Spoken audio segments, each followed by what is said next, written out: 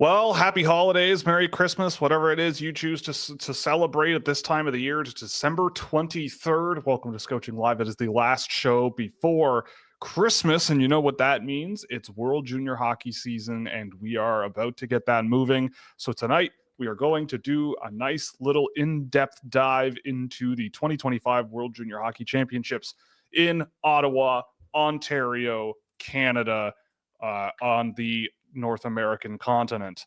I also will note that the World Junior Preview blog post is now live, and I just put it in the chat. So if you want to follow along, you can check that out there. There's tons of fun stuff in there. There's a sheet of all the rosters that you can follow along with that I'll keep updated as the tournament goes on, and tons of other cool stuff you can check out in there.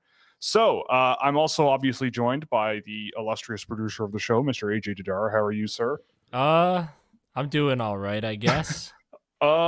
Yeah, fair enough. My voice doesn't sound different because I am sad about the Leafs. It's not it at all. It's just because I have a sore throat. Not because I yelled at them incessantly, but right.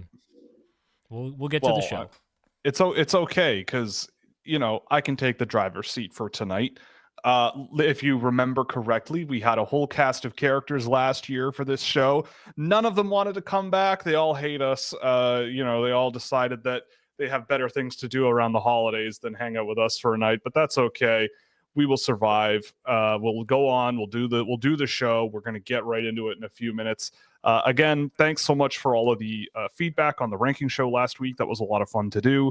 You can check those out over at scouching.ca as well. I will also take the opportunity to say that if you have been contemplating giving yourself a little bit of a Christmas present, perhaps a subscription to our website, you will be able to use a coupon code on Boxing Day to get 25% off of our subscription fees. I will post the coupon code on Twitter and on Blue Sky. So if you don't have me follow, or if you're not following me over there, you're going to want to. I believe the coupon code will be Boxing25, but I'm not 100% sold. I'm not 100% sure on that. So maybe I'll check while the show is ongoing here very quickly. So you can jot that down. You'll get a bit of a discount, but it'll be made public and we'll announce it and put a post in our community page on our YouTube page. So that'll run until the new year. All right. Do you want to just get straight into it? Yeah, you know what? Let's just dive right into this. So what we're going to do is we're going to start with the team that is the greatest country on the face of the planet. There is no other place in the world that even comes close. The most beautiful, wondrous, largest, most glorious nation in all of the world, Kazakhstan? The Canadians. We'll get to them. It says it in the anthem, right? Kazakhstan, right, it does. Greatest country in the world. All other that's a great song. I love that. It is. That whole movie, one of my favorite movies. I peed my pants watching that movie live. It was hilarious. But anyway, we can get right into it. So we're going to start with the Canadians. So roll that graphic. Let's show the Canadian rosters for this year's World Junior Hockey Championship. So this is the team that I have as a favorite. I think Canada has as good a shot as any to win the gold medal this year. I don't think that's controversial either. Usually Canada is a team that they're bringing a lot of players who can definitely carry them into gold medal glory. Last year, obviously, we all learned that that's no guarantee after a quarterfinal exit. But I do believe that this is one of the, I think it is a well-constructed Canadian roster. As I get older and the more people I talk to over the years, the more I believe that there is a difference between a team built from the best players available and the best team to put on the ice. I think Canada will have a really, really loaded roster of guys here. The guys that they cut, you can make the argument guys like Parekh and Seneca or whatever deserve a shot on this roster. And I mean, you can make that argument. But when you look at who is there, I think that they have a pretty nice selection of players for pretty much every job. They've got guys who can score. They've got guys who can hit. They've got guys who can make plays. They've got guys who can shoot. They got guys who can skate. They got defensemen who can hit and play physical, but they've got defensemen who can skate. They're really, when you look at the Canadian roster, even in net, I don't think they really have like a weakness, so to speak. My whole thing with Canada, as always, is a couple of things. Number one, can they keep it simple and effective? And because I find, and AJ, you might be able to relate to this, I find that the Canadian national junior team often plays like the Toronto Maple Leafs do, where they are so loaded with talent and so brilliant a group of hockey players that they can look for that extra chance. They'll take a little bit of risk to try to make plays that, may not be the best choices, but they're certainly capable of some incredible stuff, and it can burn them in tough situations where other teams are just going to counterattack, get a chance of some kind, and you never know. And they go in more often than Toronto scores with those crazy high chances. Canada seems to be like that from time to time. So we'll see what happens with that group this year.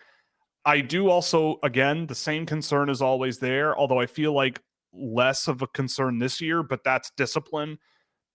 Canada's a team who can get themselves into trouble. They play emotionally, they play physical, they play hard, and internationally the game is called very differently. And that can be a bit of a jarring thing. And so I guess what I would say is, like, if Canada has a bit of a stinker game in the first or second game of the tournament against an opponent they should beat quite handily or something, or a team that keeps it close or even wins against them, it's like, I wouldn't panic, because I feel like the Canadian team is also a team that looks very different from game 1 to game 6. Like they end up a lot more comfortable and a lot more structured as time goes by. But I really like this Canadian team. I mean, for me, the guys to keep an eye on for sure. I mean, the draft eligibles this year are going to be fascinating. Porter Martone and Matthew Schaefer are the guys who are going to be in the draft this year and gone very early. So I in the pre-tournament games I've seen, Matthew Schaefer looks fantastic. But the Canadian team as a whole looks pretty darn good from what I've seen. But the guys that I'm going to have my eye on, like, I want to see what Gavin McKenna can do at this tournament. He's obviously a top level guy for next year's draft, but on paper, he is the strongest offensive player on the team, like 2 points a game in the WHL this year. I believe he's involved in 50% of Medicine Hat's offense this season. So they're getting 4 goals a game, and he's on 50% of them, which is bananas.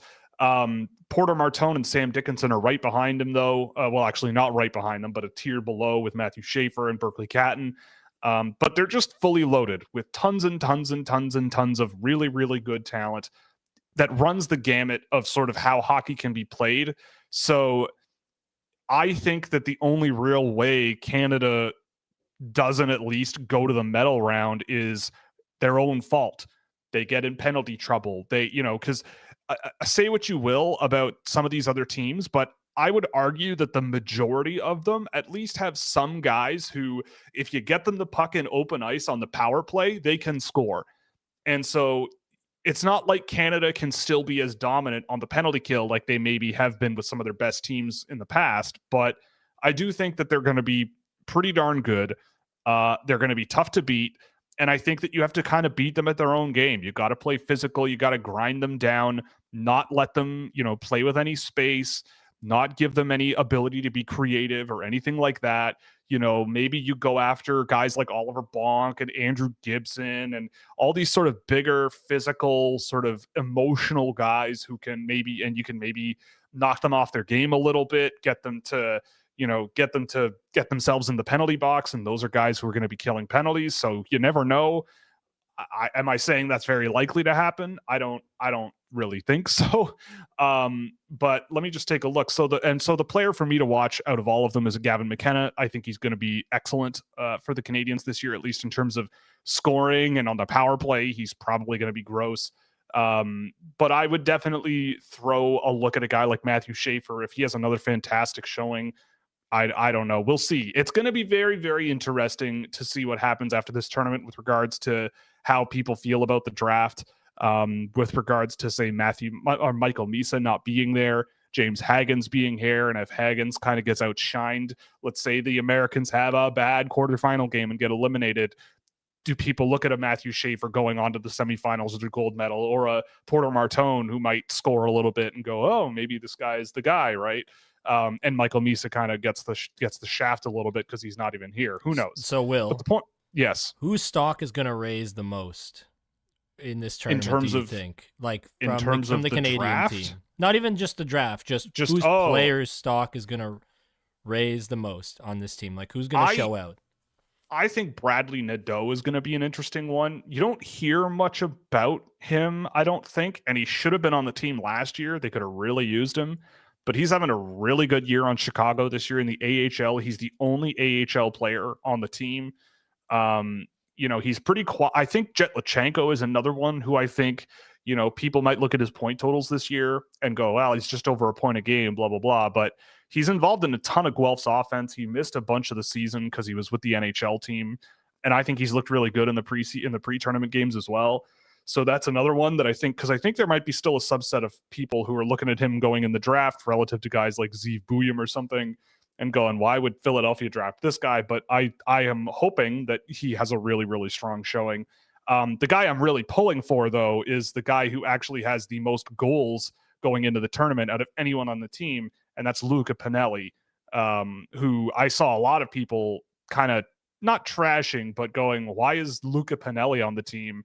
And to me, I just go, they're going, well, it's because his coach is the coach. And I disagree with that very strongly. I think Luca Pinelli is exactly the type of player that you want in your middle six or bottom six to just go out there, play hard, emotional hockey, but have a lot of skill and finishing ability. I think there's a lot to chew on with Canada there. So I think those three guys are the ones that I'll be probably thinking about the most in terms of people who they might raise eyebrows of some of the more casual people that aren't like me. So I think that's enough about Canada. I've waxed poetic. I'm wearing a Canada jersey, so obviously Homer. Yeah, this is obviously a place where I'm a little bit maybe biased, but I do believe that this is going to be a really, really good team. And the only thing really getting in their way would be themselves. That's really it. And that can happen, or a really hot goaltender, right? Like if they go up against Michael Pradel or Samuel Urban for Slovakia in the first quarterfinal and they get a 52 save shutout, which, I mean, I remember Benjamin Cons. And if you don't know who Benjamin Cons is, go and look up some Benjamin Cons highlights from the World Juniors, because that guy was awesome. What year was that World Juniors? I want to say like 2008, 2009, something like that. He was this 5'9" goaltender, 5'10" goaltender from Switzerland who for 2 years in a row, I think, was just dominant. Like unbelievable goaltender at that tournament, and at one point carried them to a bronze medal game against Russia that they got shellacked in, I think. I could be wrong. But he carried them and he was amazing. So, but whatever. You never know. Sometimes this tournament can come down to goaltending, but I don't think Canada's goaltending is as shaky as it's been in the past.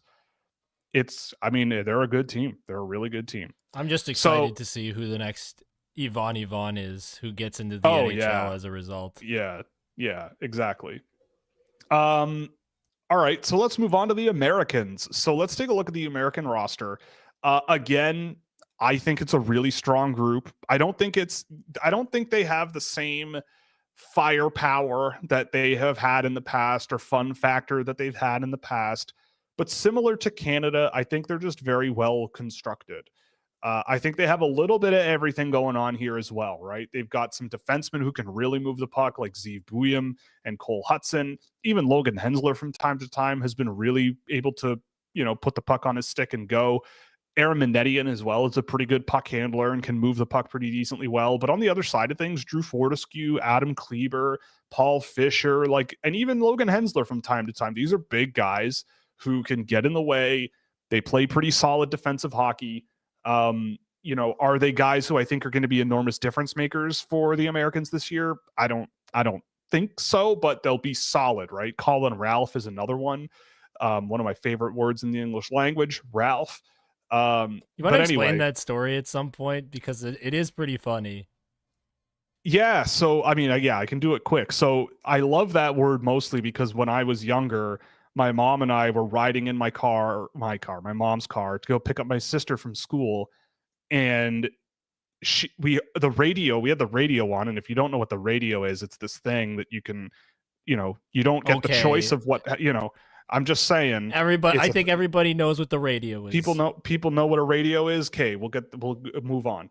But anyway, we're listening to the radio, and it's an ad that comes on, and it's a fragrance ad for a Ralph Lauren fragrance that's just called Ralph. And my mom, I didn't know why, but my mom just starts laughing and laughing and laughing. And my mom is one of those people who, once she starts really laughing, she just does not stop, just does not. And she's driving while laughing and crying and all this stuff and can't get the words out as to why it's so funny. And she finally says, like, oh my God, they named a fragrance Ralph. And I go, what are you talking about? And she goes, Ralph is another word for throwing up. So this fragrance company made a fragrance that may as well just be called Barf. And she thought that was hilarious, which I think is also very funny. I don't know if people use the word Ralph for that kind of word. Not anymore. Anymore, but it might be like a 1960s thing. But I've stuck with it. Using Ralph as a verb is one of my favorite things in the world. I mean, I'm an easy man to please, but yes, that's where that comes from. But anyway, back to the American roster. Again, I think that this is a team that I think could go toe-to-toe with Canada. I don't think they quite have the firepower that Canada has, but they're not that far behind. I like Ryan Leonard and Gabe Perreault, but I'm not as on the train as a lot of other people, but they're very, very talented players. Cole Eiserman is a devastating goal scorer, but there's a bit of playmaking there to his game as well.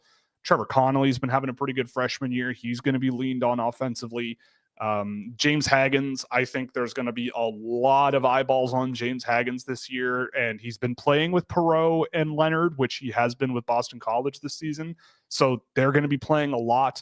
People are going to be looking at James Haggins. I think Haggins is a sort of, I think Gabe Perreault might be more likely, but Haggins is kind of that underrated potential MVP if the U.S. goes really far. But even down the lineup, right? Like my guy Teddy Stiga is there. Danny Nelson. These are good sort of physical two-way guys. Austin Bernovic has been having a really good freshman season with St. Cloud State. He's also a really big sort of depth guy that can plug minutes. They just have a good team. And I mean, I'm really happy to see Brandon Svoboda there, a guy who, another one where you might look at him and go, he has 11 games and only 3 goals and that's it this year. What's he doing on this team? But I really do think that if you watch Brandon Svoboda play hockey, you'll understand why he's on this team. Just a really raw but powerful, skilled, big guy who gets around the ice decently well, but he's one of those guys who just, some of his puck touches are just really, really wonderful, and he just has such a nice finesse ability for a big guy in the game, and I really have always liked him a lot. So they have a lot of really good players. Like I think that it's a good group. Talk about your What's boy. that? You know Teddy Stiga? Yes, come on. Is this the guy and Oliver Moore, yeah. Is this the guy whose stock raises the most of this group? Well, in the pre-tournament games, he's been playing like third line minutes. So it's going to depend on who he's playing with, but I do think that he's going to play very well. I'm not expecting a massively productive tournament from him, but I think he's going to be a very noticeable player, because you can't take away how fast and aggressive and good off the puck that he is. You can't take that away from him. And I think that he'll just, I mean, I'll be watching him and I mean, I'll admit again, I'm biased, but I will be noticing all of the things that he has done in all the games that I've seen him over the last couple of years. Especially last season. Oliver Moore, who seems to be sort of regressing back to a pretty decent level of production this year, I think is also just going to be a really, really good two-way guy on this team.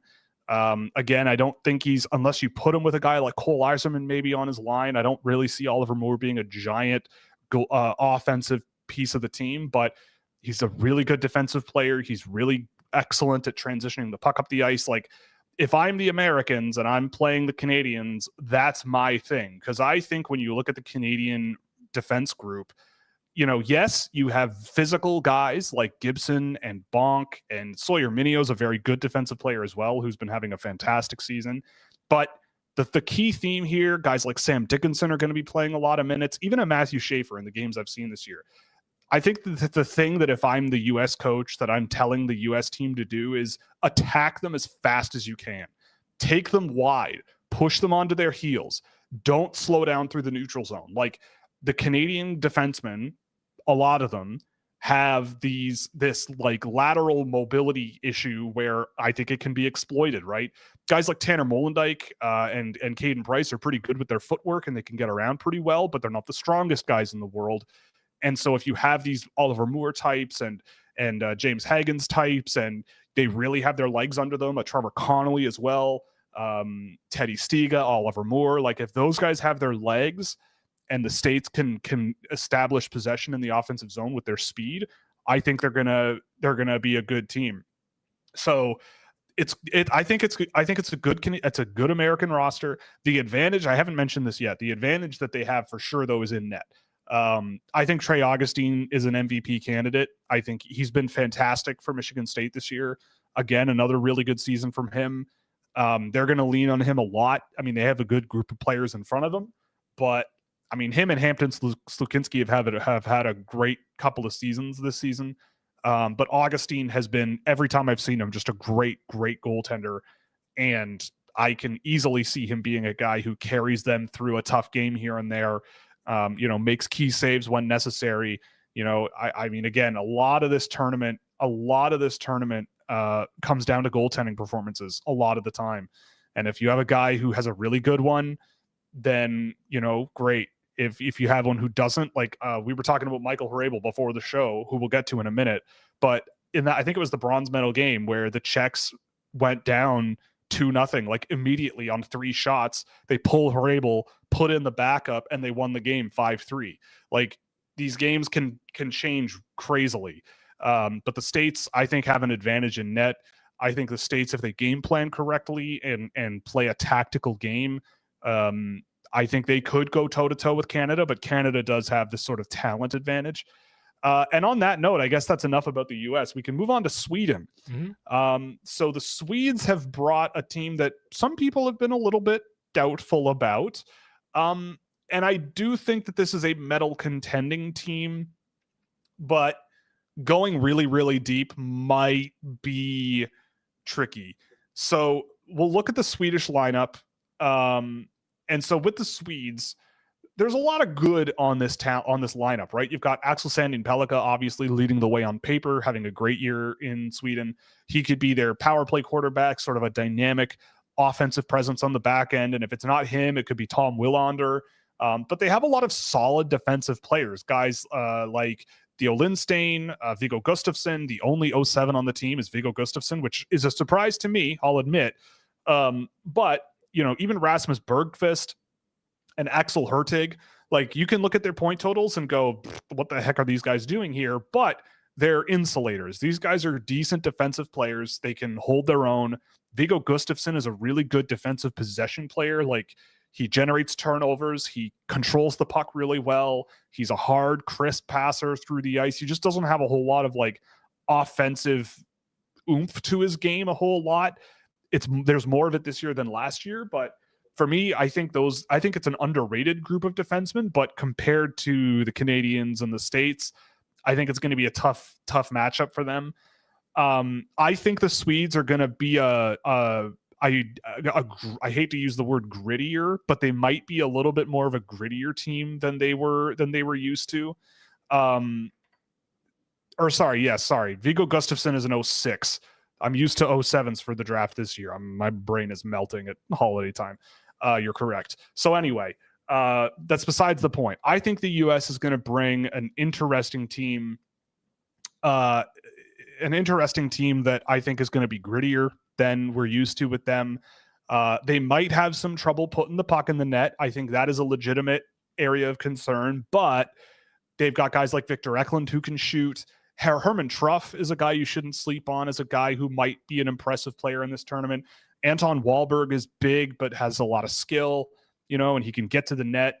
I think if Sweden plays a simpler, sort of stripped down offensive style of play where it's all about funneling players and pucks to the net all the time, and this perimeter sort of half wall cutbacks and skill first style of play, I don't think they're going to be able to hang with Canada and the US and those other teams. But if they keep things simple, selfless, work as a unit, quick passing decisions, go to the net. David Edstrom raises hell in front, Felix Nilsson buzzing around the perimeter, throwing pucks into the middle, then there might be something there. You've got Oscar Vuolet there as well, who can really shoot the puck. Otto Stenberg is tremendous amounts of fun, but having him be able to focus and drive play in the right direction consistently, I think is going to be super important. I'm very interested in seeing what Dennis Altorn brings to the table, but I don't think he's going to be a huge role player there. I do think, though, he's an interesting player. Shout out Mikhail Holm for throwing him out there for me a few years ago. He was wearing a captaincy for Leksand, I think this year and last year, if I'm not mistaken, but not the most productive guy. But it's because he's smart, responsible, a good sort of fourth line center to sort of insulate the lineup with them out there. Zeb Forsfjall's a little wrecking ball out there. Jack Berglund can really muck it up a little bit. So they've got, I think if Sweden plays the game the way that these guys tend to lean into anyway, they might be able to grind something out here, right? They've got some decent goaltending as well. Melker Thelin was pretty good internationally for Sweden last year. Marcus Gidloff is a pretty decent goaltender, having a good year in the SHL, mind you.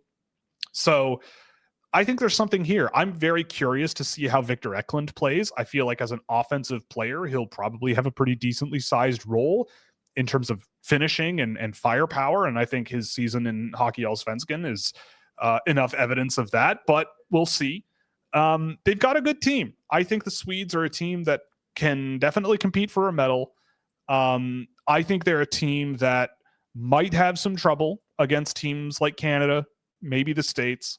But I think they have enough speed with a lot of these players and enough size and enough physicality that if they use it, if they really use it, then I think that they could really make something happen here. But that just doesn't, I mean, I could be wrong, but that doesn't always strike me as the way that Swedes tend to play the game all the time.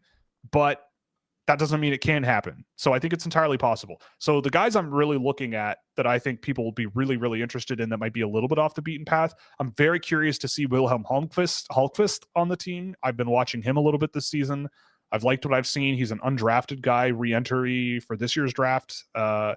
He's been a pretty interesting offensive defenseman for HV71.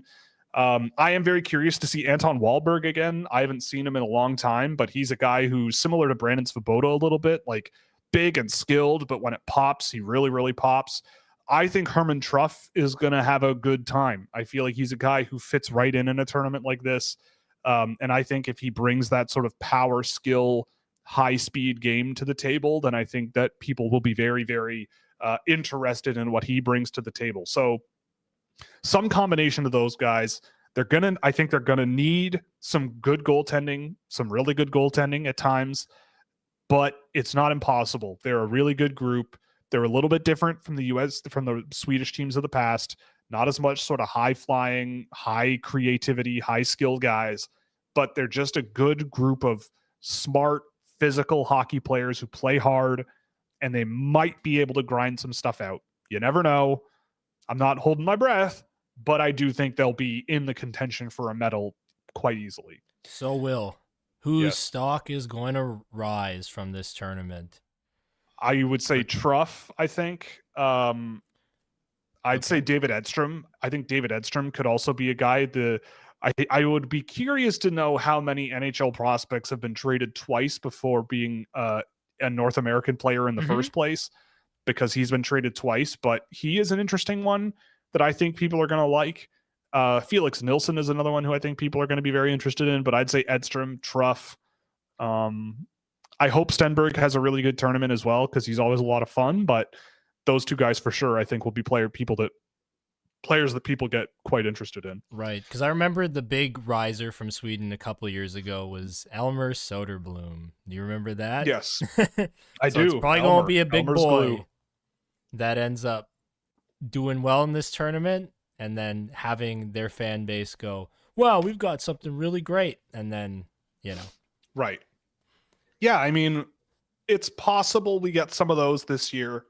But I do think that a guy like Truff, Edstrom, those two, I think will be good at this tournament, and they're good players. Like, I don't think elite sort of super steel players, but like I had Truff in the late first round of my draft board last year, and I had Edstrom in the late first round of my draft board. Like they're good, solid guys who don't get a whole lot of attention, and we'll see what happens. I hope Victor Eklund has a really good tournament because it'd be great for the brand if he has a really good tournament. But he'll be back next year. So if he does, he'll probably shoot up a lot of boards because you know the meme. Some people only watch international tournaments, correct? Well, right. Yeah. Well, I don't want to throw accusations, but it is entirely possible that that's true. But Eklund, on average, is ranked around 8 or 9. I have him at 5. So, and that's as of today. So maybe he gets a bump up a little bit from a good tournament here. I mean, I'll be very curious to see what happens to Michael Misa since he's not there, but pretty much everyone else is. Schaefer, Hagens, Martone, Eklund. Those are all the big ones that are going to be there. We'll see what happens, but maybe Thomas Pobazal will be in people's fourth overall slot now. But anyway, Finland. That's a joke for about 6 different people. Let's go on to Finland. Yeah, so let's see what the Finnish roster looks like. This might be one of the most undervalued teams in the whole thing. I have said what I've said about Finnish hockey and Finland and all this stuff over the years and blah, blah, blah. But when you look at this Finnish roster top to bottom, the problem I thought at the Holinka Gretzky Cup this summer was that they tried to play Finnish hockey, but they are not big enough, physical enough, strong enough, fast enough, skilled enough. They were just not good. And they just couldn't get it going. They did not score. They didn't really bring a whole lot. This Finnish roster, though, I think is the last vestige of what that Finnish style of hockey really, truly is at this level. I think this is a really interesting group of players. I don't think they can keep up offensively with even Sweden, but the US and Canada. I think that there is a bit of a drop off here from Sweden, the USA, and Canada, but I am not counting out the Finns in this tournament whatsoever. They have a lot of size. They have a lot of real physical, strong guys who, whether the game is moving quickly or not so quickly, they're involved. Kumpalainen, Miettinen, Halttunen, Heikki Ruohonen, Emil Hemming, even a Viti Väisänen is a really good skater and quite big. I didn't really think he was that big, but he certainly is on paper. Jesse Kiiskinen has some decent size to him as well. Like there are some beefy guys on the Finnish roster. And I do think that there's going to be a lot of pushback from these guys. They are almost like the Florida Panthers of international hockey right now, where you look up and down their roster and you kind of go, okay, like I see a good team here, but like they are extremely, like, not saying Finland is on the same level, but in terms of style of play and how they manage to get wins, and even if you're out shooting them 2-1, they find a way to, make contact in the right spots and counterattack and get into your own end and put one on net that might look harmless. And then here comes Kasper Halttunen crashing into the net and they have a goal, right? Like they have a team that can do that. And that's the tough thing to counter. So this is a team that if they go up against like a Canada, I mean, offensively, it's not even close in my opinion, but if they can just go toe to toe and make it a grind and make it a battle to beat the Canadians or to get through them, then I think they have a fighting chance here. It's not all that though. They've got Aaron Kiviharju on the team. They've got Joona Saaralainen on the team. Mika Jokinen is an interesting defenseman who's on the team that I've liked every international time I've seen him. My boy Daniel Nieminen is on the defense group as well. He's a really dynamic and skilled offensive defenseman as well. And of course, Topias Heinonen, who is not the biggest guy in the world, really. I mean, he's 5'11", so he's not small. But having a great season in Finland right now on an awful team. And I think he's going to be a guy who showcases really, really well. Hard worker, physical player, really, really smart off the puck. I mean, he's a great off puck player who I think needs to take a little bit more initiative on the puck, at least at 5-on-5 when I've seen him. But, the production is there. It's coming from somewhere. And I think he's going to have, I hope he's going to have a really good tournament. Emil Hemming, again, a guy who you look at and go, he doesn't have a ton of production, but he's big, has a physical side to him. Jesse Nurmi can absolutely rip up and down the ice. The question marks for me are going to be in net. Noah Volley has historically just not been very good. I don't know how much of the ice he's going to see. Petteri Rimpinen was a guy who might have been drafted last year, but wasn't. He's having a good year this year in Liga, but he doesn't really have the resume and the pedigree of guys like Tillin and Gidloff and Augustine and Bjarnason and George and Ivan Kovic. They just don't. It's not the same.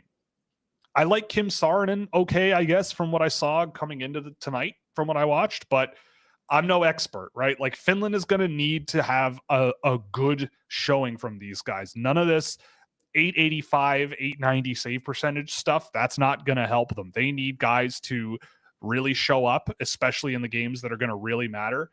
Let me just double check what the table looks like here. Yeah, like, they're in a tough group, really.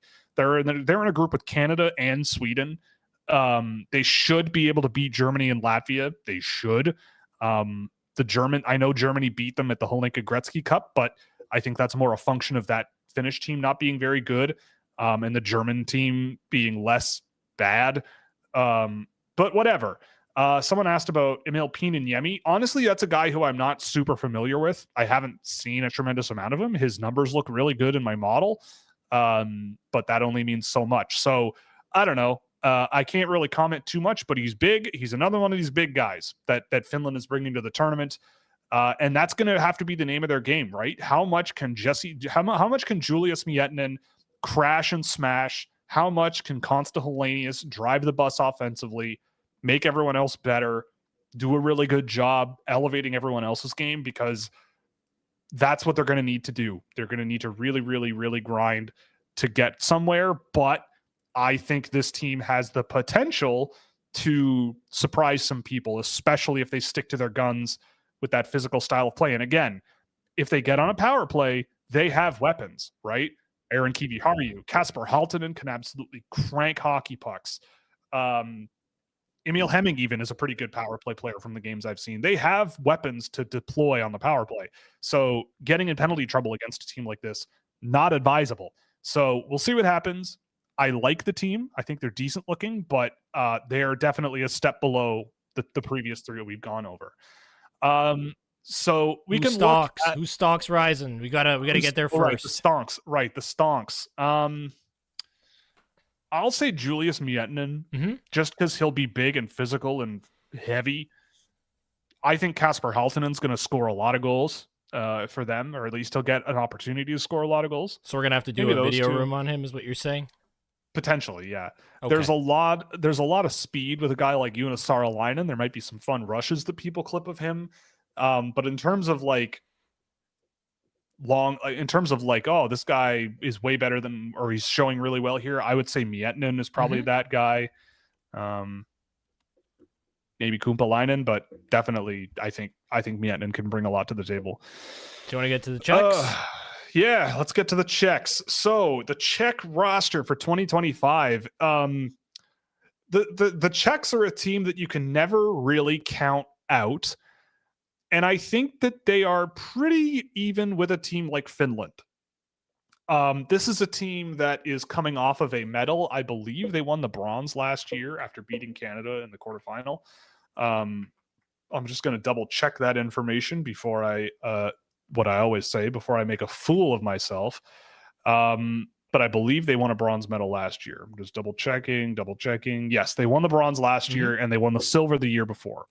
So it's a good group of players though for the Czech Republic. I think that they scale pretty well to Finland, like I said. There's not a tremendous amount of star power here. Edward Schala is the guy that I think everyone's going to assume has the star power, but I've never been a big Edward Schala guy. I think, again, on the power play, he's a guy who can be a weapon. I'm not optimistic, but I am hoping for a really fun tournament from Adam Jiricek.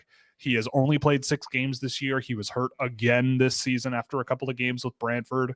He's been in and out of the game for a long time.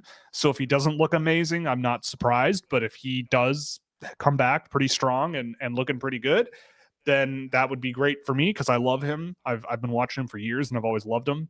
Thomas Galvis is a guy who, I mean, if you're going to run a guy out there on the power play, I guess you could go with Jakob Fibiger. Fibiger's a guy who I think could be their power play guy, but if not him, then I think Galvis is another really good option for them.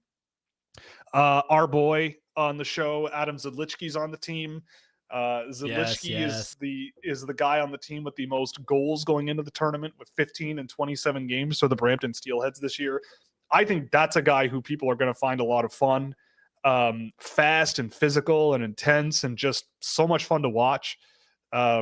Miroslav Holinka might have a lot of really fun moments too. Toronto Maple Leafs fans will be glued to him, I think, just because he has such a high skill level and he's creative and has some really fun moments. Not to derail you, Will, but Finland's not in the same group as Sweden. Sweden's in Group B. Just saying. Oh, are they? Yeah, yeah. Well, I have it wrong in my thing, so I'll fix that. All right, I will fix that. Oh, you got Nightbot in our chat? I didn't realize. Yeah, I put it in there a while ago. Oh, well, it's not. Whatever. Can I not undo it? Wow, that was a little strict there, Nightbot. That's not the end of the world. But yeah, I mean, I'll just say for totally unbiased Steelheads fan, maybe Adam Zadlichky does win MVP. Who knows? Spoken like a true unbiased Steelheads fan. But I think that on the whole, the Czechs have a pretty good team. They're top to bottom. Nothing is really out of place or not good, but there's nothing I don't think that really puts them in a group where it's like, yeah, they could go to the gold medal game. They could really compete.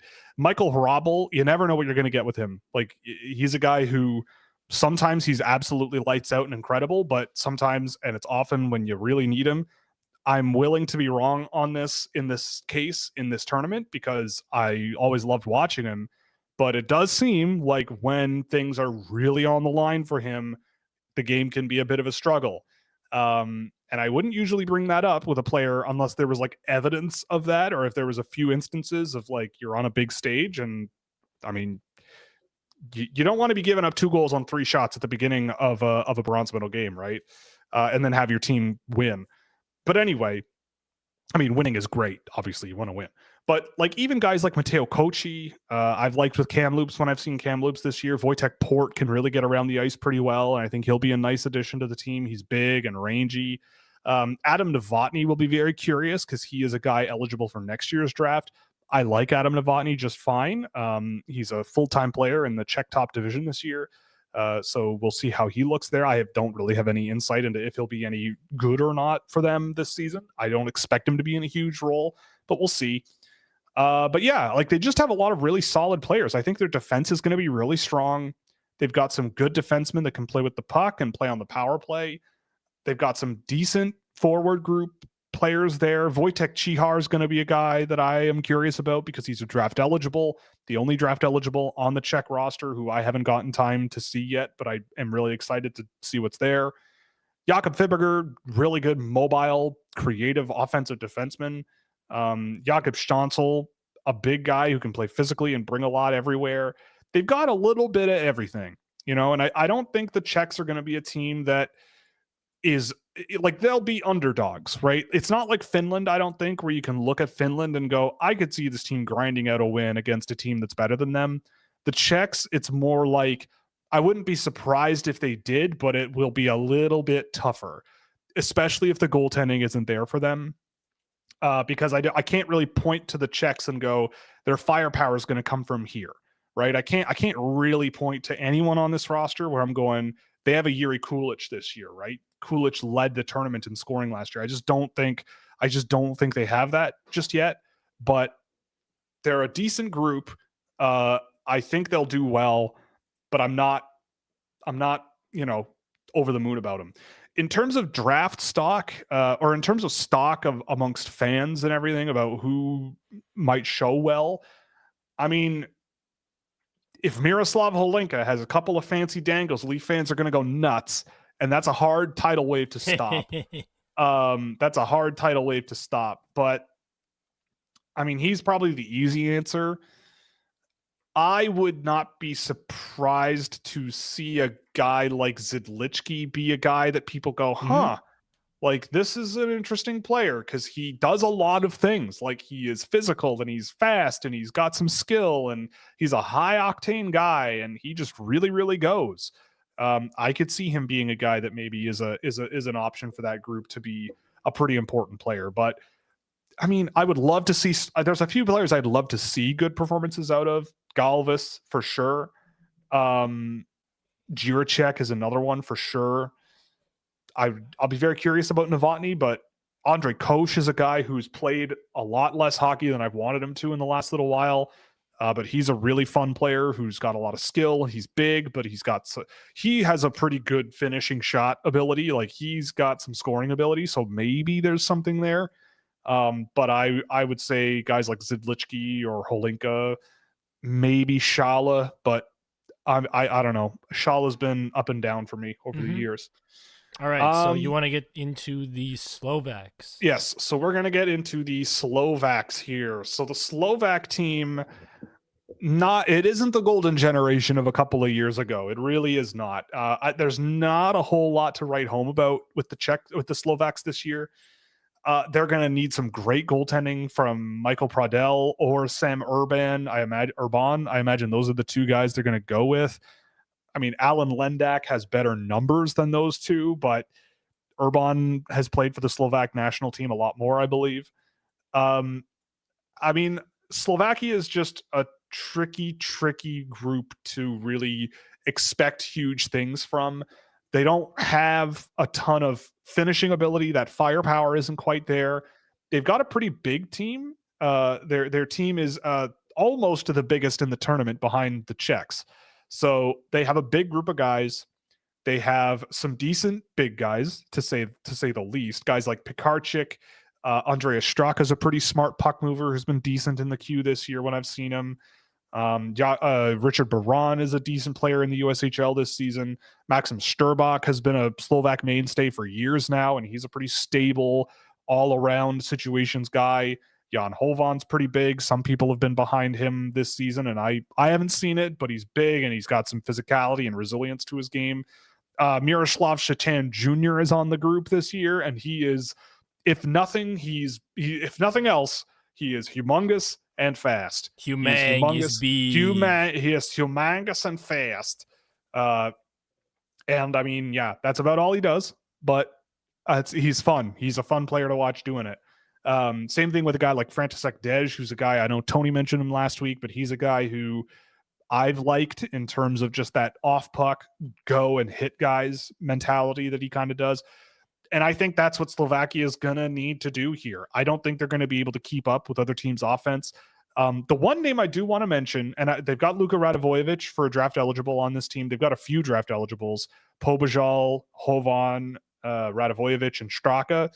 But Radivojevic is going to be a lot of fun. But the name that I'll be watching from Slovakia is Daniel Alexandrzenko, who is in his freshman year with UMass, a teammate of Michael Hrabal, actually. And I've seen him for years now, going back to when he was 17 or 16 even. And I've always really liked him. I've always thought he was a really fun, skilled, dynamic guy. Really just sort of one of those guys who one or two quick cuts and he's through you and he's cutting to the net and he's playing these like really agile style of play that I've always really respected. So to see him having a good college year so far, it's just 9 games, but 7 points in 9 games for a freshman coming from Swedish junior hockey, I believe, last year. Not so bad. Actually, I think he was in the USHL last season. But either way, yeah, he played with Youngstown last season. I remember now. But yeah, good player, fun, agile, skilled, and quick. Really a lot to like with him. And I think he's going to be an interesting sort of guy that, you know, maybe some people take a little bit of note on because I've noticed him over the years. Not enough for me to rank him. I think he touched my watch list last season at one point, but either way, it doesn't matter. Pretty good. But yeah, the Slovaks at this point, I don't know. I don't expect them to be a medal contender. You never know. But they're fine. So stonks. Unfortunately. Yeah, so in terms, I mean, Yenko's a guy who I hope has a good tournament because I think he deserves more eyes on him. I'll be fascinated to see Pobajal because I think internationally I've liked him, but when I watch him in detail, I've never really thought much of him. Boy. Fine, then let's do a different exercise in this case. Who's the guy on this team? Because I haven't seen much of this group. Yeah. Who's the guy on this team that resembles my style of hockey the most that you think I'm going to enjoy watching? Probably Zhenko. Okay. Or Adam Chedzo. Adam Chedzo's another one. He's small, but he's really fun and skilled, but I don't know how much of a role he'll play. He's not a very good producer in the Czech second division, but he's going to be there. I will say it'll be really fun to see if Miroslav Shatan gets his feet going, and I definitely know for a fact that broadcasters will be focusing on him because he is the son of Miroslav Shatan, and his last name is Satan, and he is humongous. So he'll have eyes on him, and he's already been drafted, but that will be very interesting. I believe the Washington Capitals drafted him, if I'm not mistaken. But anyway, it doesn't really matter. You know, Gord Miller is going to tell the story of how he's Miroslav Shatan's son like 8 times. And I'm going to love it every time I listen to it because Gord Miller's like my grandma in the sense that she can tell the same story over and over again and say it the exact same way. And I'm still going to enjoy hearing it. Yep. And that is a rare skill to have. Gord Miller is the best. I'm so excited. One of my favorite things about the World Juniors is listening to Gord Miller for days and days. And Gord, Mike if you're Johnson. listening, we love you. Yeah, Mike Johnson is a really good one as well. But yeah, the last thing before we move on to the last few teams of the tournament, Miroslav Shatan is 6'7" and 190 pounds. That's like what I weigh, and I'm 6 feet tall. So, and again, I've said this a few times, but take about 5 pounds per inch, and that's generally what a human body scales at. So if you want him to be a 6 foot tall person, what's 7 times 5? 35. So he's about 155 pounds. If he were 6 feet, that's a skinny boy. That's a little guy. So that's how much I weigh, actually. Right. As a 5'10" person. Make you 6'7" and a little bit skinnier, and you have Miroslav Shatan. Yeah, that's pretty crazy. Yeah, pretty wild. All right, so we can move on. We don't have graphics for the last few teams because they stink. And my producer got lazy. Yeah, my producer got lazy. I did everything an hour before and only got 6 done, unfortunately. Sorry, guys. Well, I mean, I shouldn't sass too much because you never know with teams like this. But Switzerland is a team that I don't think they're going to go far, but they have some decent guys. They have some players that might be able to do some stuff. Some guys who are going to be able to do some stuff. I know.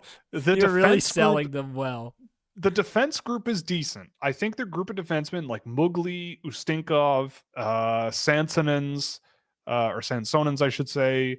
Ludwig, did I say Ludwig Johnson? Ludwig Johnson's going to be there. That's my son. That's my boy, my sweet baby child. Nick Balestra is a pretty good defenseman as well. David Phillips loves that guy. And David Phillips is no fool. So they've got some guys who can play, and they should be able to, at least, I think, skate with teams that are better than them.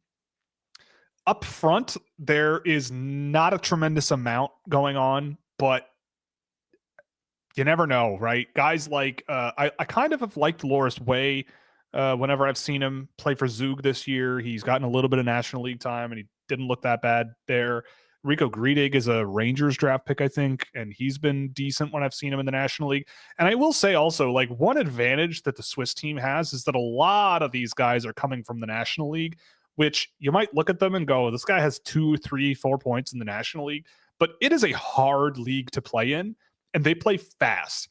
Like, that is a fast league, and it's no joke. And I think it's one of the most undervalued places to play hockey in the world. So I wouldn't underestimate the players that might not be scoring a ton, but I still don't know if this team is going to go super far. So, honestly. Will, do you think that this team should be worried about relegation, or are they a team that you think is going to be just fine? No, I think they'll get through. I think they'll be a quarterfinal team. They have good goaltending. Christian Kirsch and Elijah Neuenschwander, I think, are going to be the two guys there. They obviously just got pumped by Canada in a pre-tournament game, but those two guys can hold their own in net. I've seen it before. So it's gonna be. I mean, they're not a relegation team for sure. I would be stunned if they got relegated. But I think they'll be a team that gets to the quarterfinal, plays a Team USA, and puts up a valiant effort, but I don't think it'll work. I mean, it's a scrappy, fun group of guys, especially defensively. Leading the way, Jamiro Reber, obviously, we've talked about him a lot on the show, having a really good season in the SHL. Really fun, skilled, dynamic guy who I think needs to really, really focus on what's made him so much better this year, which is just get to the net and actually like penetrate defenses and not just stick to the outside so much like he did last year. Lars Steiner is a guy that a lot of people are talking about. He's eligible for next year's draft. I'm not super high on him, honestly, relative to some of the other guys for next year that people are talking about. Like, he plays on a line with Bill Zonin, so I've seen Steiner quite a bit. And I think Bill Zonin drives the bus there a lot. And Steiner is he's a good player, but I think he'll be a solid guy for Switzerland here and one of their premier offensive guys. But, for next year's draft context, I don't know. But yeah, I mean, I hope Reber has there's a lot of guys on this team that I also you're asking about stock. There's a lot of guys on this team that I'm just crossing my fingers have a really good showing because I like them a lot, right? Ustinkov, undrafted, and I think he's looked good in the pre-tournament games I've seen. As well, Ludwig Johnson is going to be there, undrafted again, but I think he's looked really good in the National League when I've seen him. Jamiro Reber, I had him really high on my list this year. I just think that there's a lot of potential there, and he's grown a lot in his game since last season. We'll see. So yeah, I mean, it's a decent group of guys. It's a group of players who should be able to get through the preliminary rounds relatively easily, and we'll see. I feel like Switzerland is always now just the resident 7th best team in this tournament. Yeah. That's just where they sit generally. I don't know the last time they went to a semifinal. But I think they have been eliminated. I feel like they've been eliminated in the quarterfinals like many, many, many times in a row. So they lost in the quarterfinal in 22, 24, 23, 22, and 2021. They didn't make the playoffs in 2021, but they weren't relegated. Then they lost in the bronze medal in 2019, but then quarterfinal loss in 18 and 17, saved in relegation in 16 and 15, quarterfinal loss in 14, another quarterfinal loss in 13. So they're the 7th best team, generally speaking. They are, yeah. Historically, this is a team that does not get through the quarterfinals. I'd love to see it happen. I'm not holding my breath. So it's gonna take something special. So why don't we move on to Germany? Yes. Yeah. So Germany, the Germans, aka Switzerland, but worse. Yeah, I mean, I know it's you laugh, but I mean, there's not much here for Germany. Okay, honestly. so I mean, who do you like? Just who do you like on this team, and who do you want to see? I like Julius Sumpf. I like Julius Sumpf for Moncton. I think when I've seen Caleb Desnoyers, I think Sumpf is a big physical off puck guy who helps Desnoyers a lot. Who else is on this team here? Rio Kaiser is going to be very interesting to watch because I thought in the games I've seen of him at the 2nd division in Germany, he's been brutal, but he's big and really rangy and skates okay for a big guy. Maxim Schaefer is another draft eligible for this year who's pretty physical and has some nice up and down the ice ability, just not much offensive pop really at all to speak of. Carlos Handel will be fun to watch. He's sort of a dynamic offensive defenseman who should be their power play guy. David Lewandowski's been having a good year with Saskatoon. I think he's a decent, well-rounded, big dude. But I think the Germans, like, I don't know. I mean, part of me kind of goes that kind of would have been interested in who's the little guy, Dustin Wilhoft. Mm-hmm. That's a guy who I thought might have been fun to see on this team as a 17-year-old, but I guess bringing 6 17-year-olds or 5 17-year-olds is enough. No, 6. They brought 6. So, but again, with Germany, I'm not expecting much. This is a team that probably saves themselves in relegation, I think.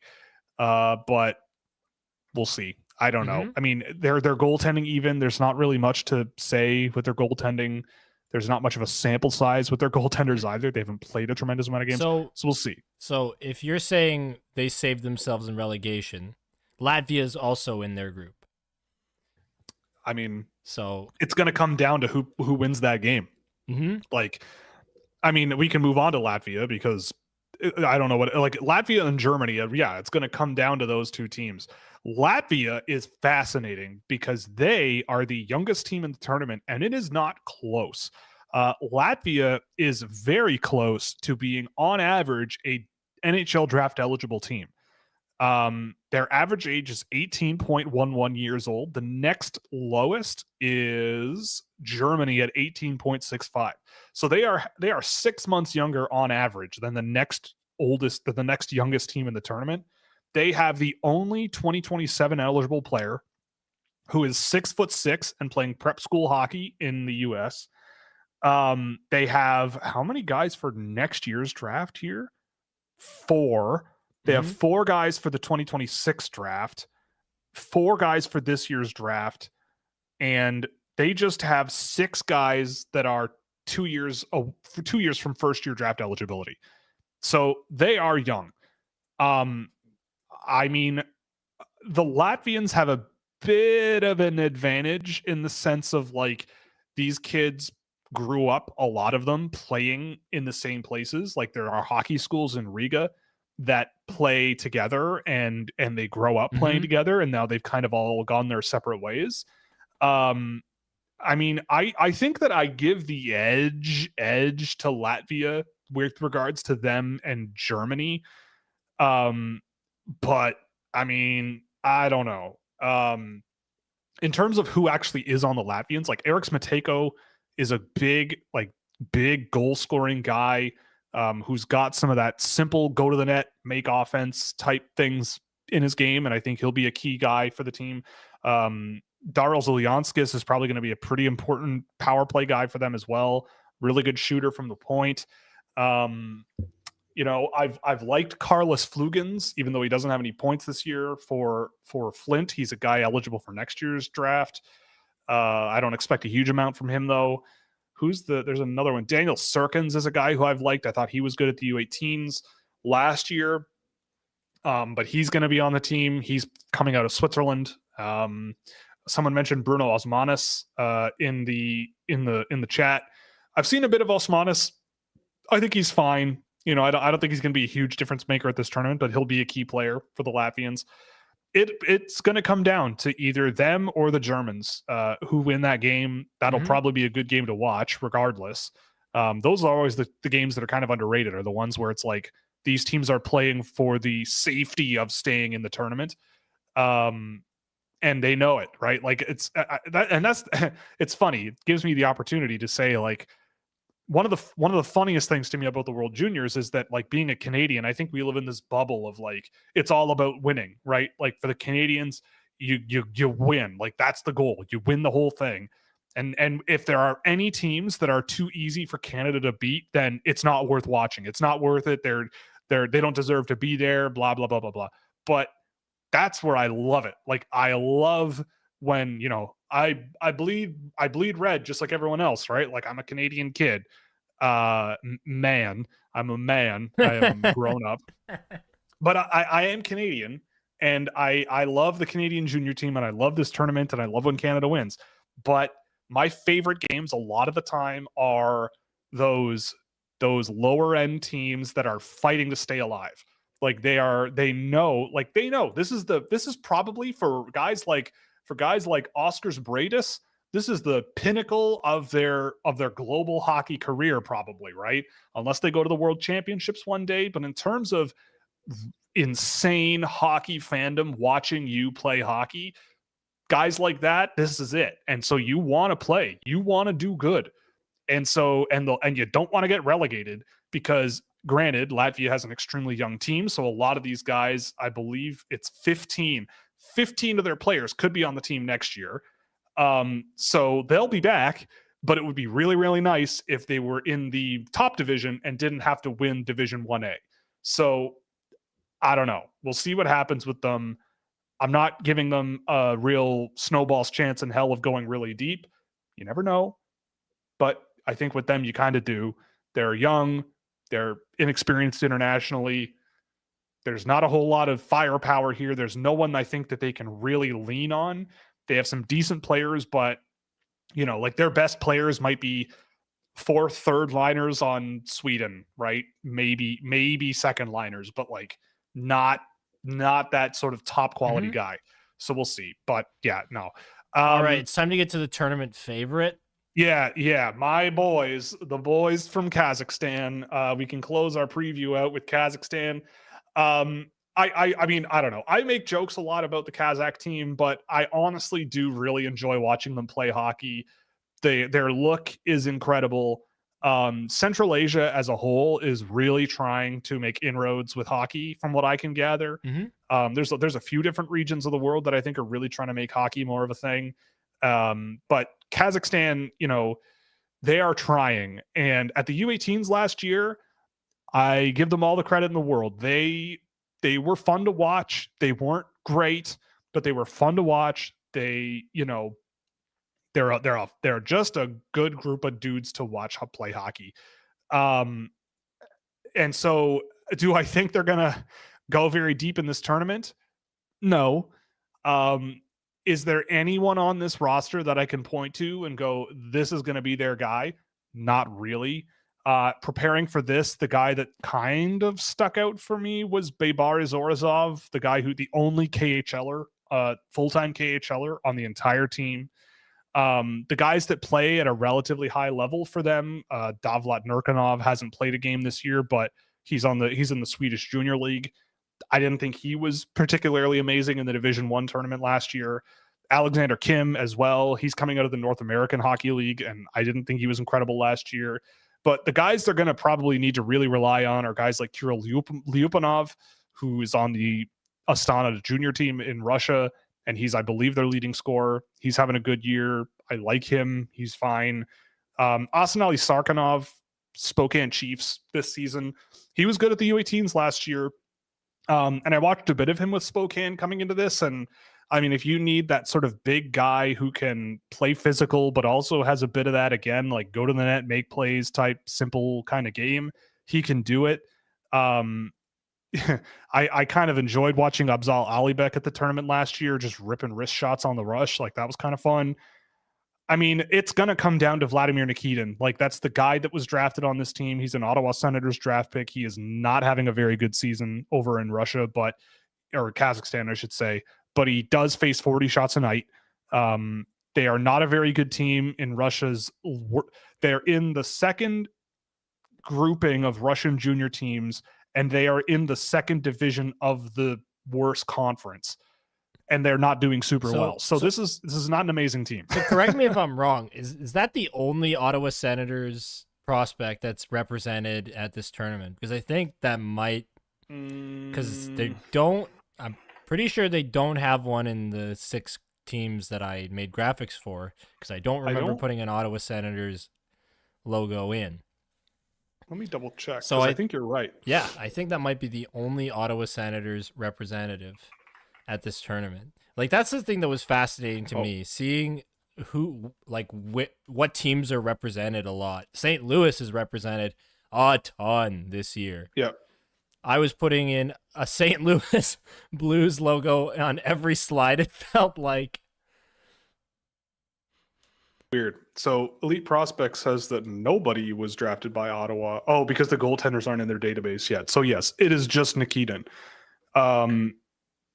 And so, yeah, I mean, Nikitin was great for them last year to help them get here in the first place. Mm-hmm. But I don't know. It's gonna. if they stay up, amazing. It's a huge achievement for them, in my opinion. I don't expect it. We'll see.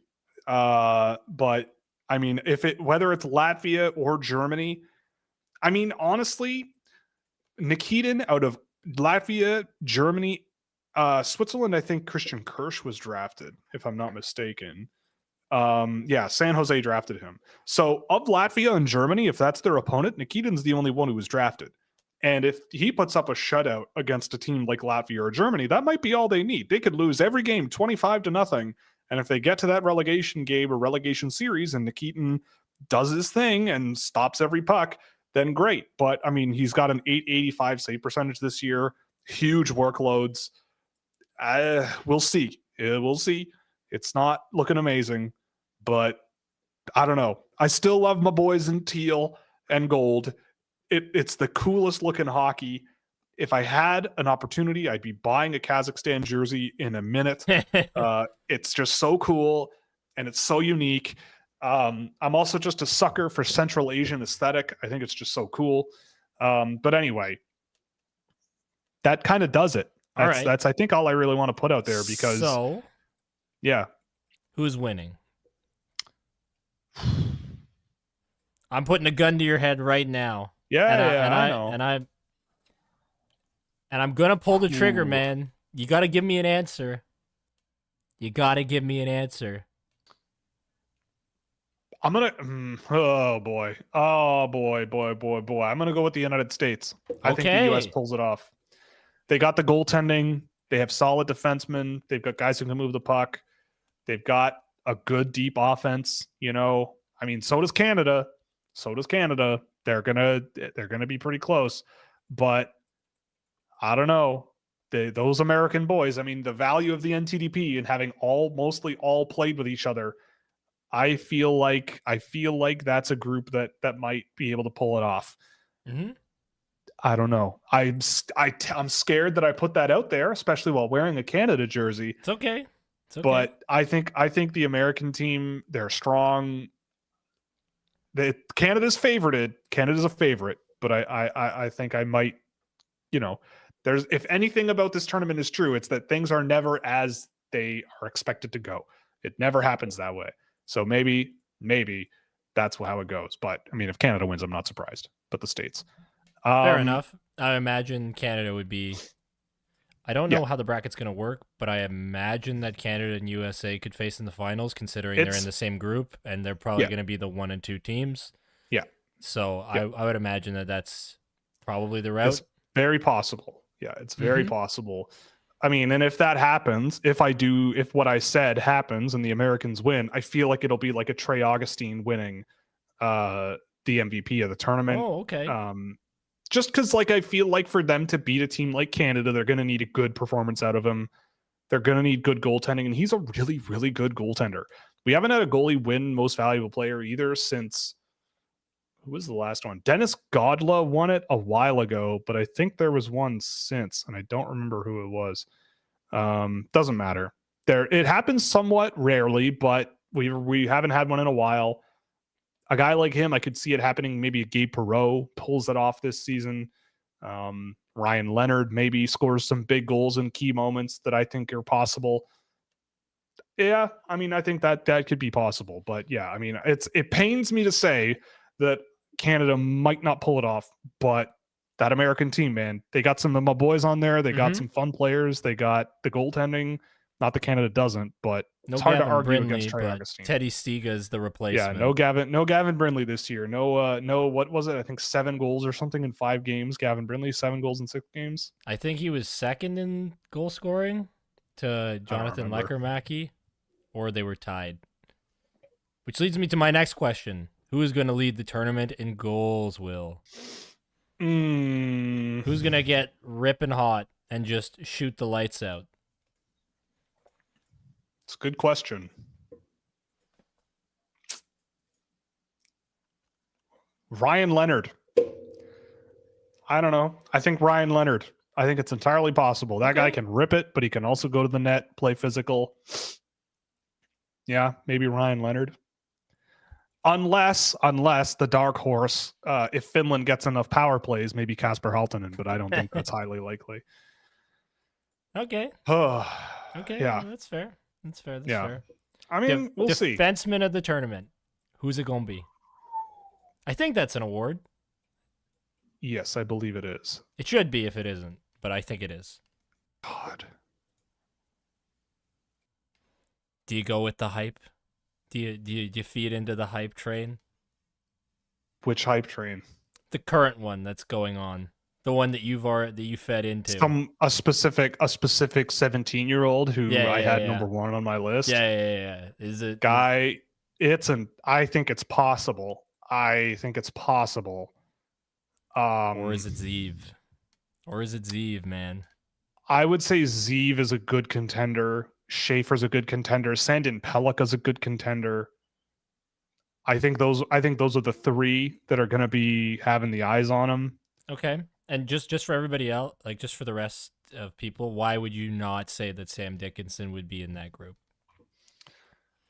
Well, I mean, if Sam Dickinson gets power play time, he'll have more points, and that will put him higher in people's minds. I just think Schaefer, the way he transports the puck and the way he makes plays in the offensive zone, it's just a step ahead of, I think a step ahead of Dickinson, but I mean, could Dickinson win it? Like, sure.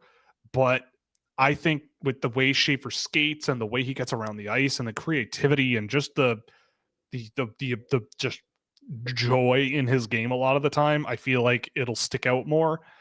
Zeev Buium, though, is a hard one to say no about. Yeah, I think that's entirely possible, especially having just watched him a couple of days ago. He's great. And so that's also certainly in the conversation for sure. I think the guy who shows the flashiest is going to win. Yes, 100%. Whoever is the flashiest will win this award. Ludwig Johnson, MVP defenseman of the tournament for Switzerland, gold medal champion. That's what it's going to be. Yes. The chocolate medal that is the 7th place. Hey, they're Swiss. They love chocolate, right? That's the whole thing. You know, they love it. Okay, well, let's get into the back part of the show. We're going to do questions, of course. So if you are curious about literally anything, fire away. Stick it in the chat. We'll get to it before the end of the show. All right. I'm changing gears in my brain as we speak here. All right. Are you? What's the next step? Well, I mean, I'm tired. I've been very busy the last few days, so my brain is slow. I'm trying to drink my... Is there caffeine in this? No. I'm trying to drink my cranberry ginger ale here. Keep the sugar flowing through my body. But all right, I'm there. I'm ready to go. Are you? It's also like an hour straight of talking, and I feel like the blood is like pooling behind my eyes. I don't know. I get that sometimes, but anyway. Oh, okay. Well, we're good. Don't worry. My health is fine. Okay. Emphasis on fine. But okay. What's the next step, Will? Come on. I'm trying to. You're trying to get me to do my ad read. Yeah. Yes. Now Sorry, everybody. Now I'm with you. Yeah. Sorry. Now you got to sit through our ads. No. We're brought to you by Fanatics. You can use our affiliate link below or scan the QR code in the video window to provide us kickback on anything you buy in the store. We're also brought to you by Puck Preps Hockey to get all your NCAA and CHL prospect needs, with plenty of stuff on the go over there, especially with all these changes to the NCAA and CHL themselves. And of course, Scouching.ca, where you can get access to our Discord server with exclusive NHL prospect data, insights into my tracked data, as well as subscriber-only written content and plenty of other cool things you could check out there. Again, keep an eye peeled on the community page for the YouTube channel, as well as my Twitter and Blue Sky page. We will have a Boxing Day sale starting Boxing Day, running until New Year's Eve, the end of New Year's Eve, I should say, through the day. And then once the clock strikes 2025, it's over. So get in while it's cheaper. In which time zone? In which time zone? Because Eastern Standard Time Zone. But yes, yeah. I also will take the time to note, I will probably do a more official presentation of what all this entails after the new year, but we added a new tier to the website. So my tracked data for a long time has been proprietary and private and locked away for professional use, enterprise usage, so to speak. But that is changing.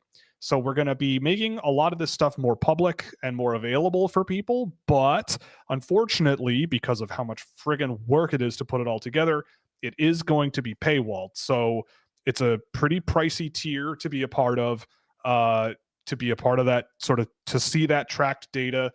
It is more of an enterprise level solution, but obviously if you're able, it would be great if you could help us out. But the point of it is that you will have access to view my tracked data, really just sort of dig into some of the things that I do, the metrics, where players are performing, where maybe they aren't performing. You'll also have access to every other perk that we have, Discord server invites and all the early blog posts and data tables and all the other fun stuff that lower tiers get, but you just get access to this more professional, curated database that only really I get to see these days. So if you're interested, check that out over at scouching.ca. And yeah, so give it a whirl, take a look, and yeah, thank you very much in advance. But anyway, like and subscribe. Yes, please. That too. Yes, a lot of people who watch this show are not subscribed, and it would be really wonderful if you could get subscribed, because it helps us out a lot. And it costs nothing. It doesn't. It costs $0. Please do it. We love you if you do. We love you. Please. Yes, please. I will fall in love with you. Please. But anyways, we can now get season, into right? the actual questions. Right. All right. So let's do it. Could Canada find themselves in scoring trouble? Maybe they brought too many quote unquote guys instead of one or two pure scorers. Bruh, I don't think so. They are full of scorers. McKenna, Martone, Kat, and Luchenko, Nadeau, Richie, like Pinelli, the Cowan, like they're all scorers. Molendyke can score. Caden Price has been scoring a lot this season. Like they've got scoring guys. They will have no problem. The only thing is, if they run into a hot goalie, maybe. Well, yes, right. But from from a holistic point of view, yep, they're gonna score just fine. Correct. Buttery spread. Ooh, I like that. Nice profile image of just a piece of bread with butter. How are we feeling about Brindley's long-term upside? What's a realistic NHL comparison for him? I mean, I've seen a couple of games with him with Cleveland in the AHL, and I think he looks great. For a guy who's missed a few months, I think he's looked great. The scoring has kind of subsided a little bit, but I do not care. He looks pretty darn comfortable, pretty darn quick and skilled and fun to watch. I mean, better Connor Garland. Yeah, like that's kind of where I come down on better kind of Connor like Connor Garland. Like if you give me 23 Connor Garlands, I will give you a good hockey team. Yes, exactly. That is exactly how I like the game to be played. He might either be better or just about at the level of a Connor Garland, and I am all for it. Connor Garland is one of my boys. Love him dearly. Correct. Okay. Has there ever been a potential first overall pick that didn't make the World Junior team? Misa could be the first ever. I mean, I'm looking at a list here. Was Owen Power on the World Junior team? I believe he was. No, he was not. Right, because he's not a Hockey Canada guy. He went to college and they hate that, so not for him. Lafreniere was there. Hughes was there. Slavkovsky was there. Bedard was there. Celebrini was there. Matthews was there. McDavid was. Ekblad was. Aaron Ekblad there. He was. Okay. He was there. Nico Hischier would have been there. Wow. McKinnon. McKinnon, I think, was there. I'm like 95% sure. Yes, he was. Nail Yakupov was there for sure. I remember that. But either way. I mean, generally they are there. And yeah, I mean, I think there is a canceled one apparently. Yeah, exactly. Okay. Misa might go first overall. I can't really say if he will or won't. I think he's good enough. I think it was kind of strange that he wasn't invited to camp, but here we are. They did bring how many guys are listed as centers according to Elite Prospects here? 8. So they've got 8 listed centers on the team right now, and Bradley Nadeau is listed as secondarily a center. So I think they're going to be just fine. Mm-hmm. And I feel like Misa just doesn't quite fit that like I wouldn't put Misa on the wing, and what center are you taking off the roster? I don't know. But anyway, I don't think it harms them. And look, I mean, if it means if you're judging who goes first overall based on the World Juniors, and if you're not there, then you're automatically not the guy, then I think that's a bit of a fallacy, because I think Michael Misa has been fantastic this year. So, but if that means he slips in the minds of people, then that's good news for people who don't make those kinds of decisions. And having asked him, well, Tony asked him the question about the World Juniors. I put it in there in the interview. I know it's something he really wanted. So it's too bad because he would have been a great addition. And he even said that he would do anything they asked him to do. He's like, I can penalty kill. Yeah. I've made myself. You can do anything. I've gotten better in like defensively specifically, so I could. I don't know if he said like outright so he could make the team, but like I imagine that part of the inspiration to get better in all these areas was that he could have gotten a call up to the roster. So I'm disappointed for him because he definitely deserved a shot. Considering everybody else got one. Like, that's what really sucks. Everybody else got one and he didn't. Victor Eklund is going to be there. Yeah. Martone, Hagens, Schaefer. And Schaefer's younger than him too, right? Like, and I feel like Michael Misa should be there. He should be there, but he isn't. So. Oh, well. He'll be there. He'll be there next year, maybe, and like make everyone. I like Matthew Cataford, but or even Ethan Gauthier, like that's.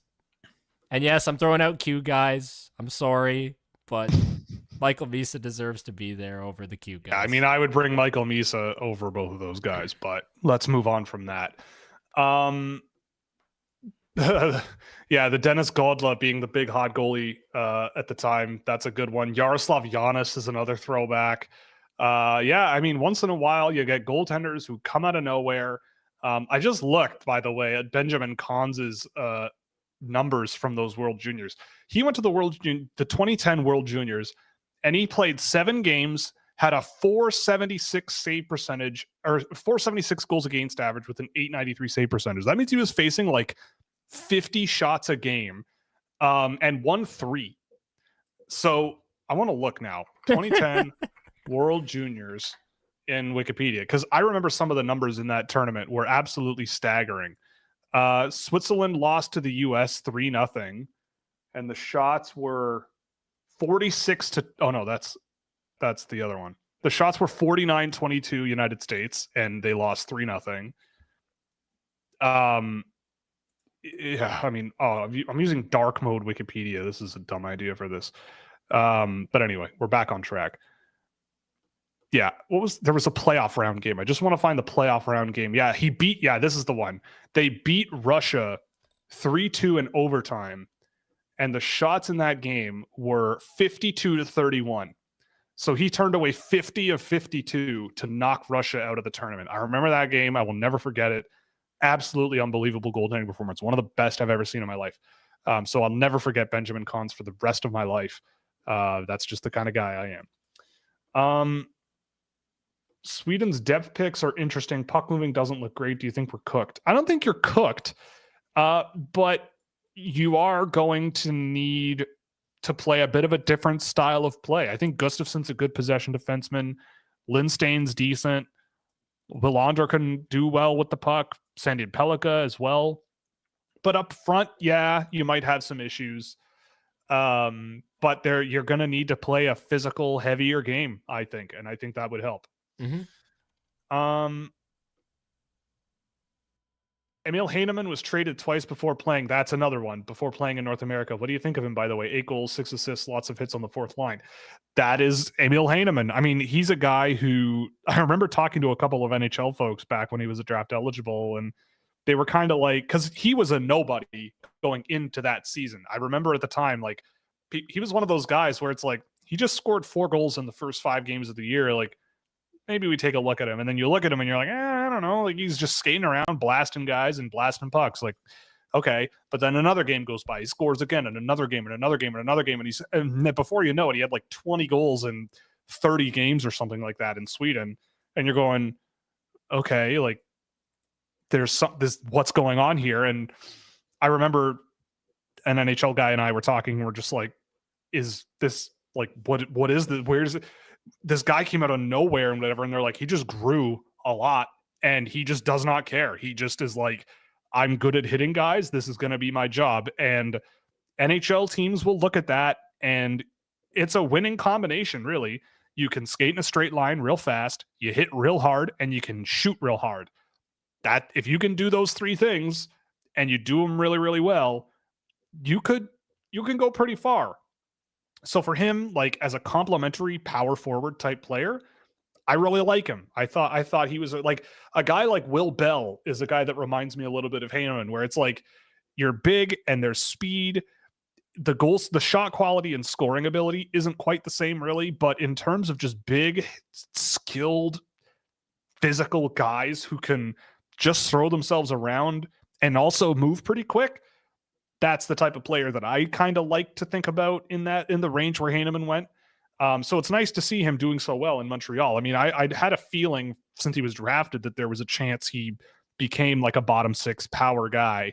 And to see him there makes a lot of sense to me. Who do you think Sweden could have brought? Noel Nord, maybe Frondell. I don't know. I mean, I don't think there was very many players that Finland could have, or Sweden. Wow. Sweden could have brought, but didn't. I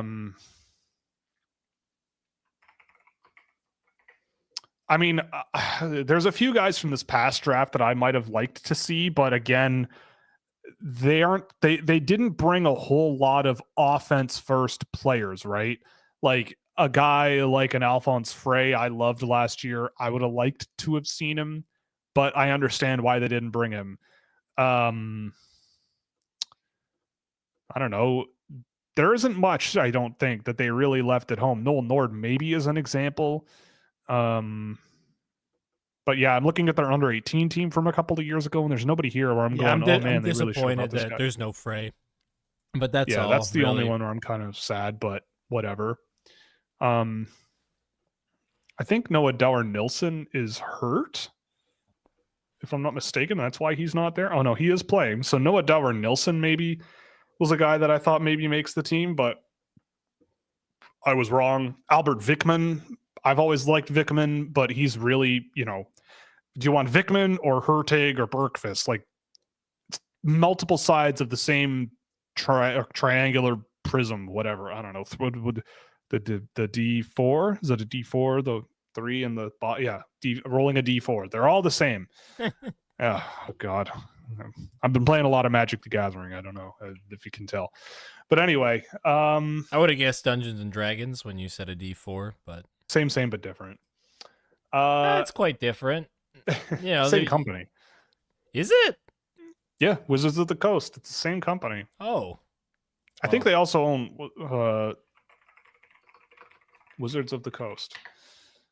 Yeah, it's well, Dungeons and Dragons and Magic the Gathering. I thought there was another one. It'll be something else stupidly nerdy as well. Yes, very likely. Sponsor us, Wizards of the Coast, please. Oh God, I would die for Wizards of the Coast. Oh my God, I'd jump in front of a moving train for Wizards of the Coast. Take that. The best Team Canada you have ever watched at the World Juniors. That's probably the lockout year. In 2000, sorry, I should specify which lockout year.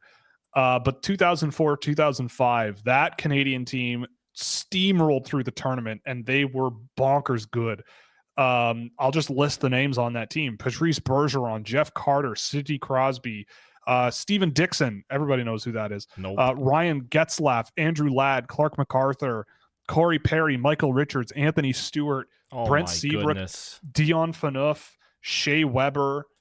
You had Jeff Glass in net. No idea who that guy is. Oh, he's a former Ottawa Senators legend, Jeff Glass. I think he played for the Senators. Well, when that tournament happened, this was former Marley. What was the year? 05? Yeah, you were a child. You weren't even in school yet. I was 5. Okay, kindergarten. It's very easy to know how old I was in any given year. Yes, because I'm born in the year 2000. Correct. God, I'm just cycling through these Canadian teams, and 2007-8 had a good team too. Claude Giroux, Brad Marchand, Wayne Simmons, Steven Stamkos, John Tavares, Kyle Turris, Carl Alsner, remember him? Yes. Drew Doughty, Luke Shen, PK Subban, Jonathan Bernier, Steve Mason. That's another great team. What happened to this team? I don't remember what happened to them. 07-08, they won. I was going to say, that team better have won. That team won. That's another great roster. This is another one too. 08-09. Dustin Tokarski, that legendary Pierre Maguire call. What a save by Tokarski. That legendary call from New Year's Eve. I'll never forget that moment ever in my life. But this team was also really good. Ryan Ellis, Tyler Myers, Alex Pietrangelo, PK Subban, Thomas Hickey, Keith Ollie, Toronto Maple Leafs legend Keith Ollie, Jamie Benn, Jordan Eberle, Tyler Ennis, Angelo Esposito, Cody Hodgson, Evander Kane, John Tavares. Another really, really good team. Mm-hmm. So they've had a few really good ones in the past. And honestly, that 07-08 team kind of was more impressive banging through it than that lockout team, honestly. That surprises me. I didn't realize that team had that many guys on it. I'm looking at, but that 04-05 team in the lockout, they went 6-0, didn't lose a game. They scored 41 goals and had 7 against. They dominated. So that's probably the greatest team that ever did it. The 08-09 team scored 46, and then the team after that scored 46 in 6 games. That's insane. So those somewhere in there is probably the greatest World Junior team that Canada has ever produced. The next question is, where did you get that jersey? Now, I wish the answer was our sponsor, Fanatics. Well, it isn't. Before people mention Czechia is tied in the game tonight, but but I guess that's not a question. But yes, it is not Fanatics. I got this from the Hockey Canada store. Hockey Canada has a shop, believe it or not. Do they make it easy to find it? No, it's way at the top of the banner here. But yeah, I mean, I don't know if they ship internationally. But you can check it out there. If that link works, I wonder if that link will even work, because what do I know? But they have some cool stuff in here, honestly. So if you want to send your money to Hockey Canada, you can do that. Those old Nike jerseys need to be retired, if you ask me. These are the bomb. And they won't do questionable things with that money. No siree, no siree. Okay, well, let's not go there. Let's steer clear of that topic. But yes, that's where I got that jersey. I don't know if they ship to the States. Being a Canadian enterprise and knowing how Canadians do things, I would not be surprised if they don't ship to America, because we don't know how to do business up here. But maybe. And we're always butthurt and mad about America. Oh yeah, we're always jealous of America.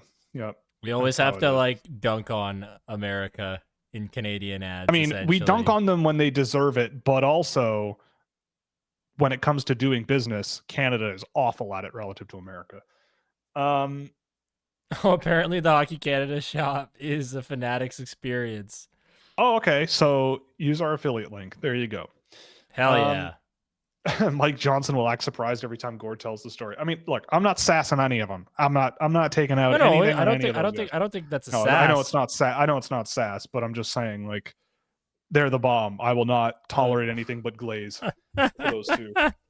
I love them. I love them so Yeah, they're much. the best. They might be one of my favorite commentator pairs, like of the sports where I've actually like. There might be better ones that I just don't really watch the sport or team or whatever. But in my life, probably my favorite. Like Chris Cuthbert is another really good one. Where did he go? What do you mean? He's on Sportsnet all the time. I'm not. I'm Oh on. no, not Chris Cuthbert. I'm thinking of someone else. He used to do all the CFL stuff.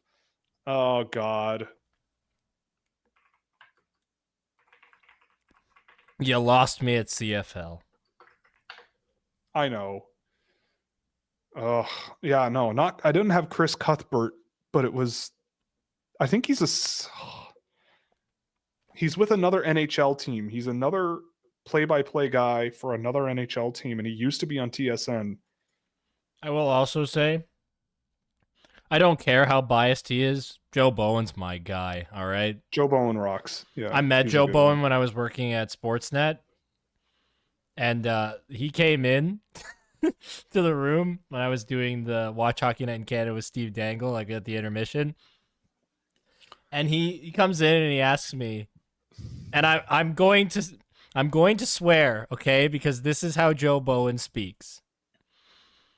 He asks me and all of us how he can place a bet on Joe Wolf or Conn Smythe, and this is in 2023. He's asking me. And for whatever reason, he said, and don't any of you fuckers take my idea and do this.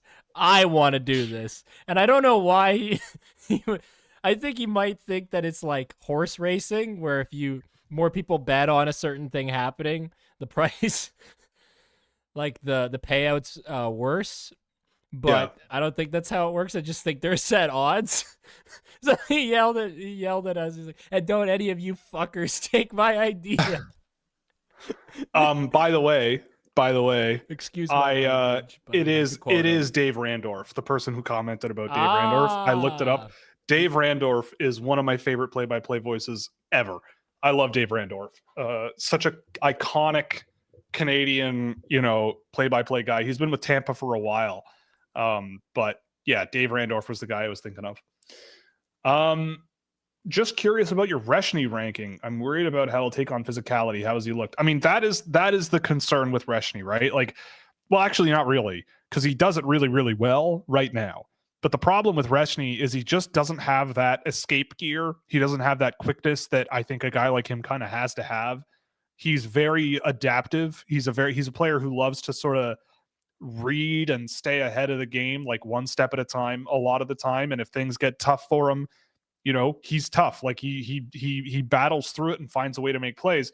But the concern is, like, can he do that in the NHL, right? Like, is that a thing that he's able to do without that escape speed, without that velocity that you need?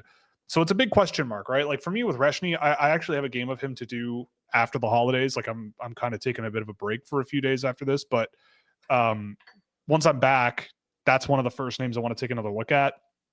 I have to do a run through that middle first round of my list in the next week or so. So I don't know, but when I've seen him, it's like with Reshny, I don't know. A lot of my ranking work is like how much I want this player to be a thing. Like how yes, it might be a little irrational, but how much faith do I have, and how happy will I be if this player is what I think they could be? And I think Reshny has a ton of upside, tremendous amount of upside, but there is risk. I think there is risk with a guy like him. I love him to death. I think he's a great, smart player, sees things really, really well. But, getting to that promised land might be a bit tough. Spengler Cup thoughts. Oh my God. Who even is in the Spengler Cup this year?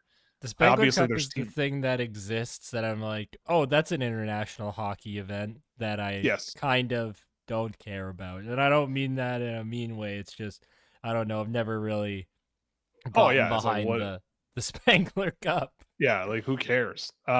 Who's on Team Canada this year? Because usually it's a fun mix of, TJ Brennan is playing. That's fun.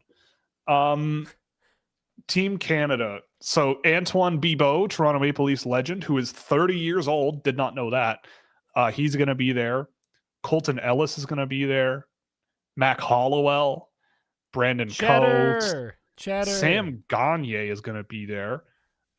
Josh Juris, Burlington Cougars legend. Josh Juris is going to be there. Is there an Charlie Etobicoke Houdon legend of some kind? Since you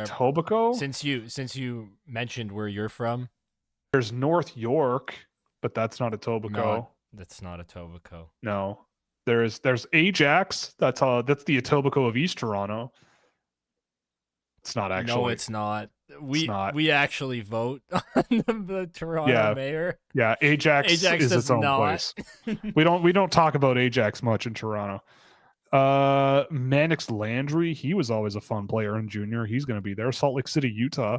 That's fun. Sure. Anyway, I don't know. The Spengler Cup exists. Canada's going to win. That's kind of how I view the Spengler Cup. It exists. Yeah.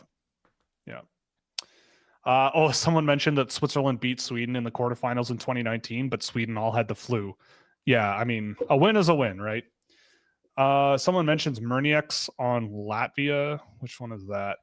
Oliver's Murnieks. Yeah, I haven't seen much of him, so I'll take a look, but his numbers look good. Can't complain about that. Here's a fun one. Where would you rank the Russian team if they were allowed to play? Oh boy. I'm just going to look at, and I'm going to jot some names down because we have a little bit of time about who this Russian team could look like, or what this Russian team could look like. Also, I hate that Elite Prospects removed drafts from their top line, their headline. Like, it's draft center and then nothing. So I have to find the page where there are, where is it? I just want to see the list of NHL drafts so I can see the. Oh my God. And I can't search NHL entry draft. That would be too convenient. Yeah. Will Hates EP confirmed. Well, like, they're making all these changes to the site and removing, like, where do I go for NHL draft history? Oh, there it is. That's some bunk. Okay. So for anyone who's as dumb as me, you go to Draft Center at the top, and then in the top right corner where it says 2025, 26, and 27, next to it says all drafts. You click on that and it takes you to the page that used to be directly accessible from the bar at the top of the webpage on the homepage, but this will do just fine. Yeah, dummy, come on. Dumb. Faster. Not bolded, no italic text, the same size as 2027 in the text there. So yeah, definitely legible. Anyway, so yeah, the Russian national team this year, oh my goodness, yeah, they'd be pretty darn good. So you would probably have Ivan Demidov. You'd have Demidov on there, but like Dmitry Simashev, Daniil Boot, Mikhail Gulyayev. Oh yeah. Who else would be on there? I wish this team was there already. Yeah, like Alexander Rykov would be there. Would our boy be there? Timur Bukhanov, maybe. Do you think he could make that team? I think he could make that team. Who else? I mean, like Demidov, Salayev would be there. Yegor Surin would be driving the Canadians crazy up and down the ice. Igor Chernyshov, maybe. I miss this team. I know. Nikita Artemonov could have been there, maybe. Siriatsky. I don't know about Siratsky, but like they'd have a pretty good. Stepan Gorbanov would be probably a guy that makes that team, and I feel like Gorbanov would be a good pickup. This team probably comes third, maybe. They're at least a medal contender. Yeah, Fyodor Avramov. I mean, the defense with Russia is always the problem. It is, but they have Simashev and Gulyayev. Right. Yeah. Like, their defense group last year was okay.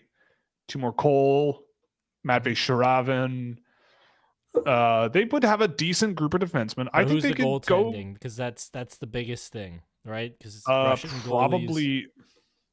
I mean, it depends on if they want to take a North American based player, but probably. Oof. I mean, Yegor Zavragin eligible. Yeah, like maybe a Yegor Zavragin.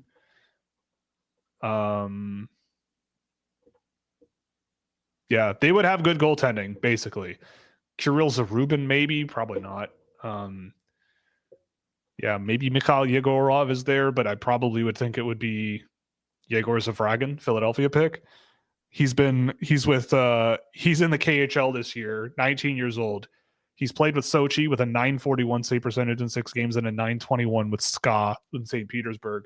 So having a solid year over there, and he could probably do quite well. So Russia would be good. They would have a pretty good team. I would think they would be competitive with Sweden. Yeah, I think they'd be in that 3 or 4 slot. I think sure. They're better than Finland. I think they're better than Finland as well. But we'll see. Yeah, I mean, I guess we won't see. Yeah, someone says I don't care of the consequences. Put Ivan Fomin on the roster. Yeah, exactly. That's what I'm talking about. Now we're rocking. Yes. Should we bring the pitchforks out now or later after you choose the U.S.? Well, you foreshadowed that one. No one's at the door yet, I don't think. I haven't heard the doorbell, but also our doorbell kind of sucks. So maybe they are there. I just don't hear it. Maybe they've already infiltrated your home.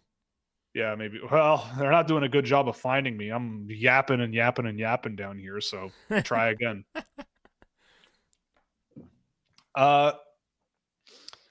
Okay. Thoughts on Jack Edwards? Loved Jack Edwards. I know he's a controversial figure and said some dumb stuff, but I do not care. At some level, I just enjoyed listening to him. Well, I fully agree with you on your stance on homerism, where it's like, yeah, like do it. I want it. Lean into it. Like, do you want people caring about the sport? Or it's that Canadian. It's quantum physics hockey. Yeah, it's unbelievable. It's the reserved Canadian nature of like, oh, we want to be neutral and make sure that everyone gets a fair shake and we don't offend anybody. But it's like, no, go offend out there people. And, I don't care. Offend people, like get people talking and get people like upset. Like that's how you derive interest in drama. Like, dude, Joe Bowen's so great at that. He's so great. Yeah, Joe Bowen is great at that. Joe Bowen and Jim Ralph, I believe, is the color guy. Yes, he is. Those two are such Leafs homers. When I turn on TSN radio or Sportsnet radio, because it all depends on what it is, because they work for the Leafs, so they're on whatever channel, and I hear them. They're complaining the way I'm complaining. It's awesome. Could you just imagine? And this is me again. I'm obviously surrounded by Leafs things, but do you think it would be? I think, okay, I will, before I say this, I will respond to the last question here. Do you think Homer announcers on national broadcasts are a good idea? I think that yes, it doesn't. I think that what you're saying points to the bigger problem that there shouldn't be national broadcasts anymore. It's 2024. Like, the biggest problem with sports these days is how the media is in terms of the accessibility, the affordability. Like, I think what would be much better is for next season, Amazon just buys the rights to the NHL's broadcasting rights for like $7 billion and says everything is on Amazon Prime. No more national games. We'll have games of the night. We'll have a couple, maybe. We'll have featured whatever. But keep the Homer broadcasts. I think you keep broadcasts focused like on the home team. You can. I think if I had my way with Amazon, and if they were a tech company that had their heads on straight, they would have it so you could switch commentary. I feel like that would be kind of cool, where you could like add some internet flexibility to watching sports. It's been like 20 years since broadband internet became a thing, and we are still waiting for sports, which is like the most exciting television around, to even come close to sort of becoming more interactive with the people watching it. Like, I think it would be so cool to cut the commentary altogether, or choose which commentary you want to listen to, or whatever.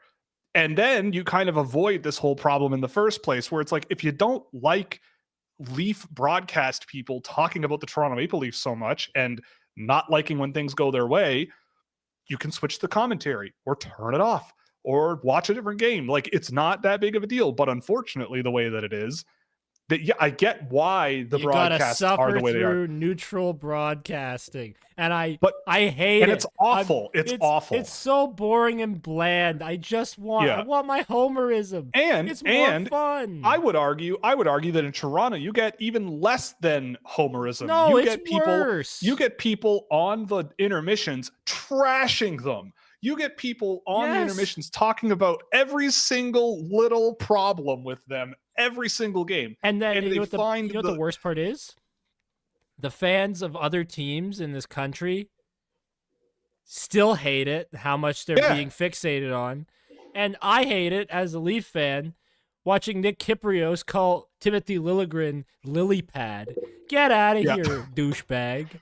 Right. So I guess what I'm saying, and to go back to my original point, though, how hilarious would it be if the Toronto Maple Leaf games that were broadcast nationally, fairly or not, I don't really care either way. It'd be awesome. We're so Leaf focused.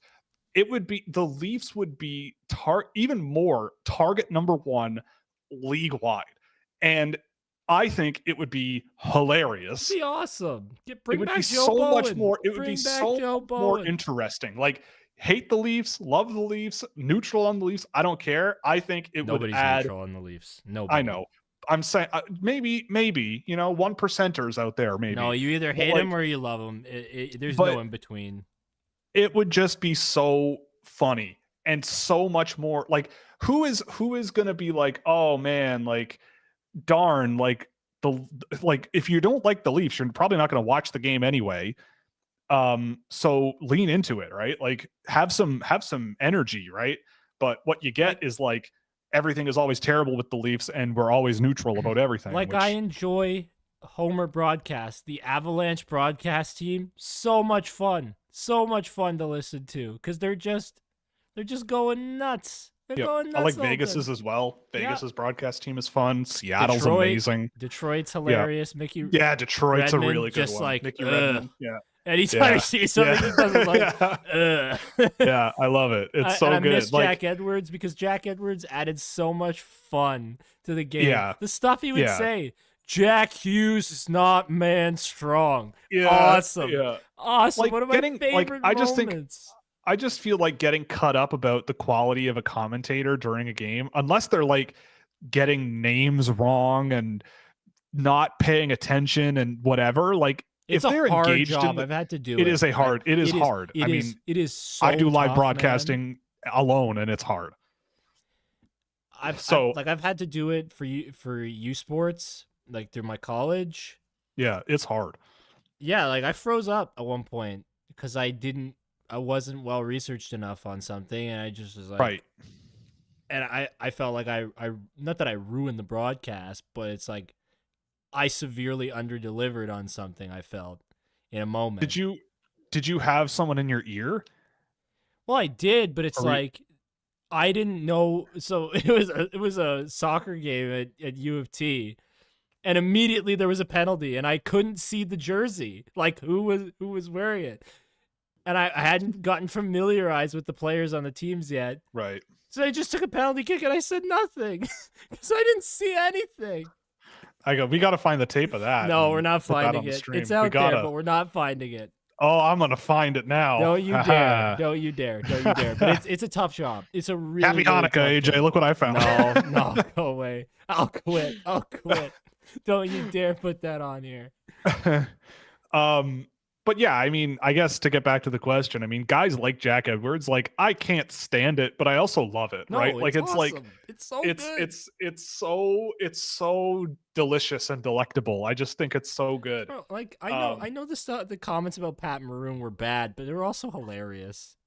And he apologized for it. It's like it's a moment. Like, that's what sports is about. Tribalism. Okay, the reason I lean into the Homer stuff is because this is what it's about. It's about supporting your team. It's about being stupidly optimistic. I'm not actually as optimistic as I say. Have I actually picked them to win the cup this year? Yes. Have I ever done that before? half-heartedly at the beginning of last year, and then that really quickly changed. But like for the most part, I've never picked this team to win the cup. Yeah, like I think that the world needs a little bit more relaxed jackass energy. Yes. Like everything is so polished and so like I'm in my suit and tie and everyone gets a fair shake and everything is just fine and I don't get excited and I don't get upset and it's like that's so boring. Like be a bit of an idiot sometimes. Like That's all I do get every day. well all exactly day. like be if you're I mean obviously like calling an NHL player a fatty or whatever it was that he called him is He not didn't even call him a the fatty. best. He just said that looks like he's put on a few pounds or like Right. It was like, So he called him looks like he's you know, been indulging not a in nice pizza, thing, not a is what he nice thing said. to say, not a nice thing to say, but also like it is hilarious. like it's ridiculous, but But I Jack mean, Edwards got so mad at certain things where he's just like he yeah. couldn't believe that a puck went out of play. They brought in the video review rule to check for this stuff and Yeah. they didn't do it. He was calling this quantum physics hockey because it wouldn't matter. It would not count. Right. And then the goal got scored and they didn't do anything about it. And he had a freak out. He had a complete meltdown. It was awesome. It was Yeah. I watched that video from time to time and just cry laughing at him calling it quantum physics hockey. That's one of my favorite things ever. I think it's hilarious. Like I think that it would be such a it would just be such a welcome change to a world that has become so shaved down and streamlined and perfected, quote unquote. Like I am so convinced, and this is I'll move on to the next questions and get through the rest of this really quick. But like this is such a good example of like this problem that I think the Western our society has, where it's like very everything is so analyzed. And this is coming from someone who analyzes data for a living, right? Like everything is so hyper focused and hyper analyzed that it has removed any sense of real risk, you know? Every risk is calculated. Every risk is focus grouped. Every risk is what it's X, Y, and Z, and there's not that much outside the box anymore. Like it's not like a lot of car companies all look extremely similar now.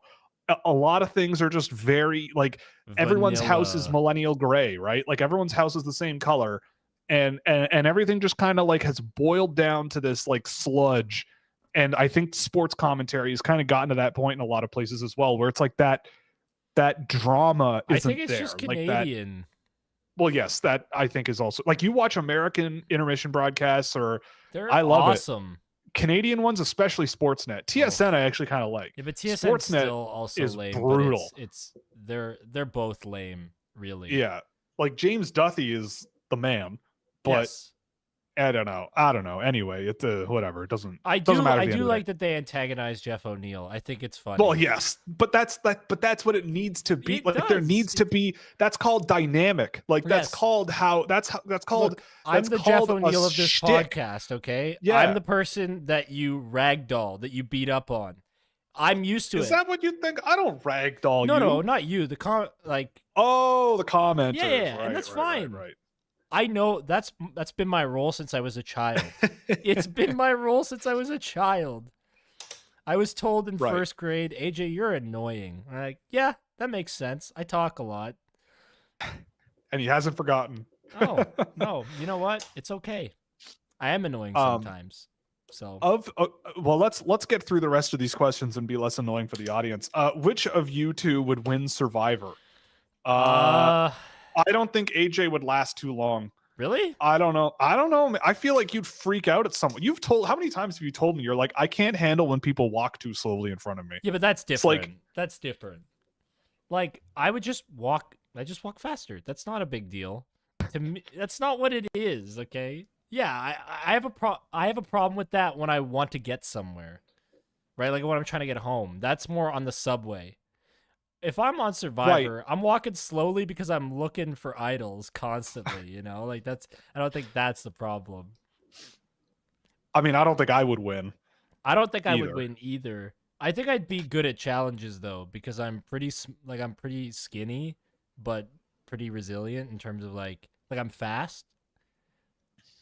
So I think and I'm pretty decent at puzzles too. Like I play a lot of chess, and my Yeah, puzzle you rating's do. like Yeah, 2400. So I feel pretty good that my puzzle skills would be at least decent because I can solve yeah. stuff like that. So I've got stamina. That's what I have working for me. I've got stamina. My explosiveness isn't there, but I've well, got stamina. Like those challenges of like hold on to this stick yeah. or something. I could probably do pretty well at those. Mm-hmm. Um, but I mean, I'm a pretty decent swimmer, but I'm not amazing.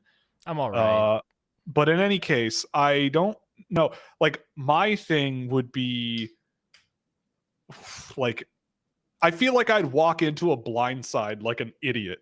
Like I think that would be my downfall. Is like I'm pretty decent with people. Like I obviously like I have an internet show, so that's very different from interacting with people in real Yeah. life. But like it takes for me, I'm the kind of person where it takes like a little bit of time to open up to people, but then I'm an open book, right? So once I cross that Rubicon, then I'm good.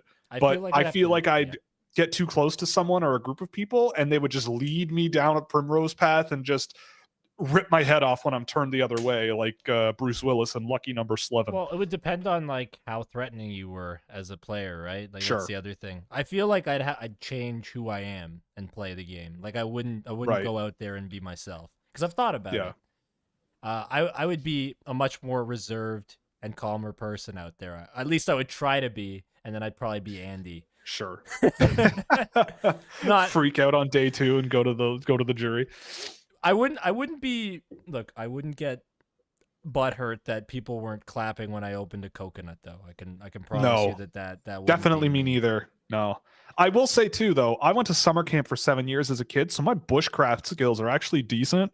So like I would at least the first few days where I think things are really important, I think I would get through those. Cuz I feel like I can do a lot of that kind of stuff that gets you off the ground pretty well, but whatever.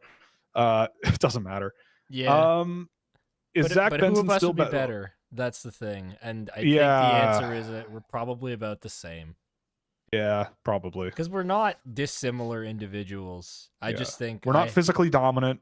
We're not physically dominant. We'd be okay. You're not physically I'm dominant. not physically You're not dominant, but Jonathan. no, I'm not physically dominant. That's not what I'm saying. But I am explosively fast.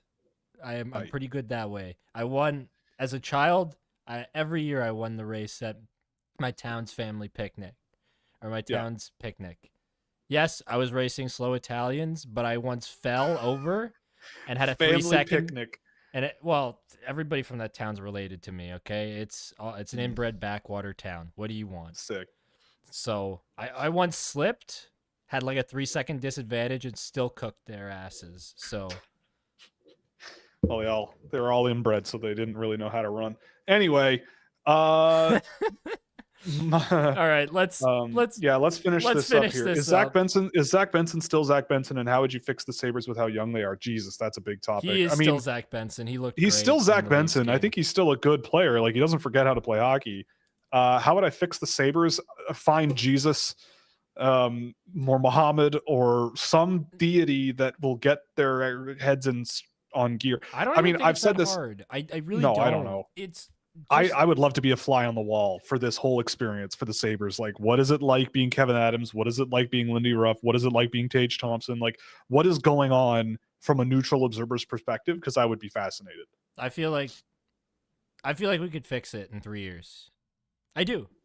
I really do. I feel like you give us. I'll 3 get Kevin years. on the phone. No, I'm serious though. Like Kevin. And it's not something that I can outline because Right. I don't know exactly what would become available, right? Like you just draft well.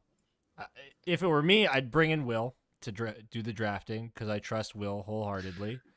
Big mistake. It's not a big mistake. Don't sell yourself short. But I'd bring in Will for the drafting and a lot of other people like Tony as well. Maybe Sam if I'm feeling nice. But like then you just make moves.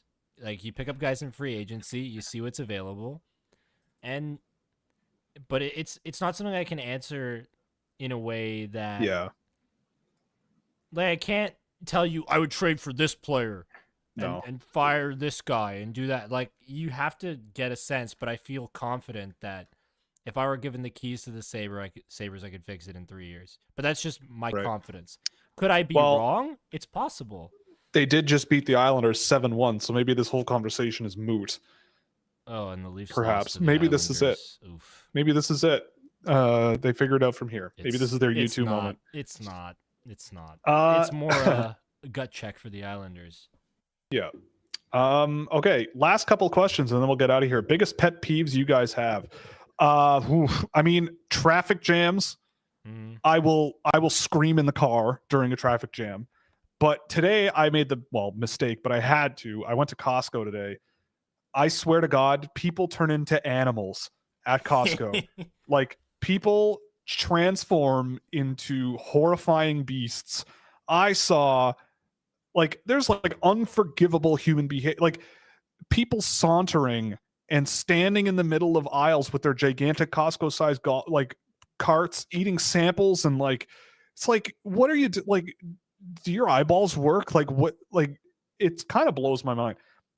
But also, I'll say this and then I'll let you maybe throw something out there. But I'm a big tech guy. Like if you look at what my office looks like, you would laugh at like what I've got a monitor here just for a Discord thing. That's literally all it does. I have like 4 keyboards for my computer.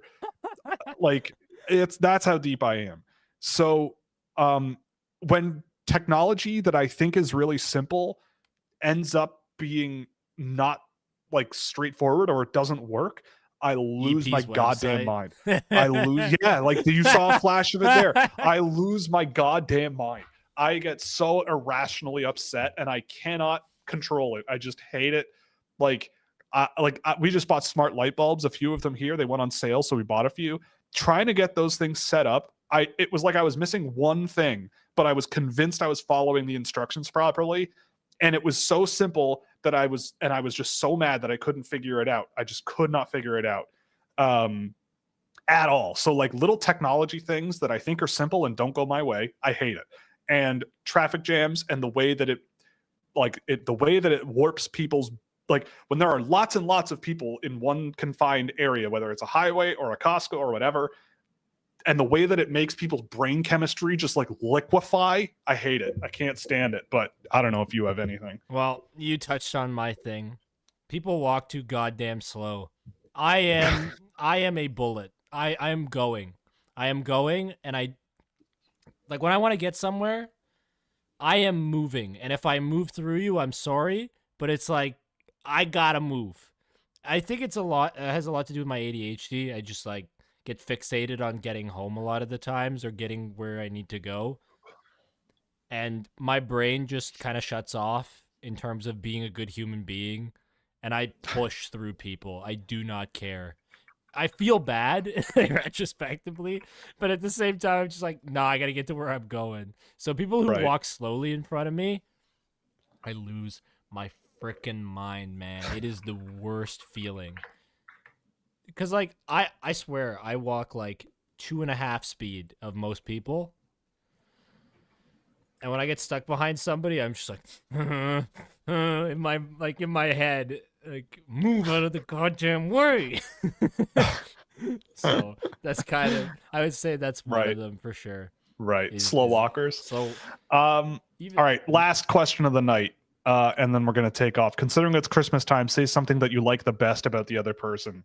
I think that's a fair place to end it. Well, I might have to think about it because AJ is such a terrible guy. No, I'll start then. Okay, fine. I love how open and honest we are with each other. I really appreciate that. Like, Will's one of my best friends, and I can go to him on anything. He's like a 10-year older big brother to me, and he is. So I go to him. I go to him with a lot of my problems, and he helps calm me down. So I really appreciate Will for that. I mean, I would say something similar. Like, I think AJ is like, I don't know. It's just, I love how driven you are. Like, you are to the point where it's like you're so hard on yourself, but it's because you want to do well, and everything you want to put everything into everything, and like that's why things might take a little longer or whatever, but it's like you have a drive to do really, really well, and that is admirable. I think that that's hard for people to learn, and I think that like the hard thing is, it's a good thing to have, but the hard thing, and I dealt with it years ago, but like the hard thing is reasonable expectations of results for yourself. Yeah. But in terms of like your natural drive to like have ideas and be like, I can learn how to do this. Why don't we try this? Or how about we do this? And like actually putting in the time and the effort to like, not just get something out there like I might do, but like to put work behind it and like make it presentable, more presentable, and just to, have that natural instinct to do that. I think that's really, really cool. And I, again, like you were the one who reached out to me about helping me out, right? Like you took the initiative and went, hey, like, but that's how things happen, right? Like that's, if anyone listening is like younger or even whatever, it doesn't matter how old you are, but are like, not where you want to be. It's like, sometimes you just have to put yourself out there and ask, right? Like, I would never have thought, oh, I'm going to talk to AJ about helping me out as a producer of the show and cut him in on I would not that it's like, I don't think you'd be any good at it, but you came to me and said, hey, what about this? I if you need any help, blah, blah, blah. I'm learning. I want to do this and this and this. It took 3 years. It took 3 years to get here. And it wasn't this initially. I was like, hey, I want to help you out on the scouting side of things. And then I went to school for this kind of stuff. And I'm like, hey, I can fill in this role now. So right. So it evolves. But reach out to people. It's something I still need to do more of. Same. 100%. And so I think yes. I think that's a good place to end it, because I think it is as well. We've gone on quite a bit, and I want to go watch wrestling, because that's what I like doing on a Monday night. Yeah, so. And I want to go get rested up, because Crimbus is tomorrow for us, and I got to cook. Yeah. I guess you're not a Tim and Eric fan. Oh, you got to cook. Yeah, I got to cook tomorrow. I'm cooking a sirloin roast for dinner tomorrow night. Oh, that sounds good. Yeah. Are you let's apt see how it turns to do out. it? Am I apt? Yeah. Are you apt? Like, can you do it? Yeah. I mean, look, 3/4 of cooking is timing, and the other quarter is, can you read? So like, that's really it. And so what about, you do it enough. What about seasoning and flavor? Like, you bland white boy.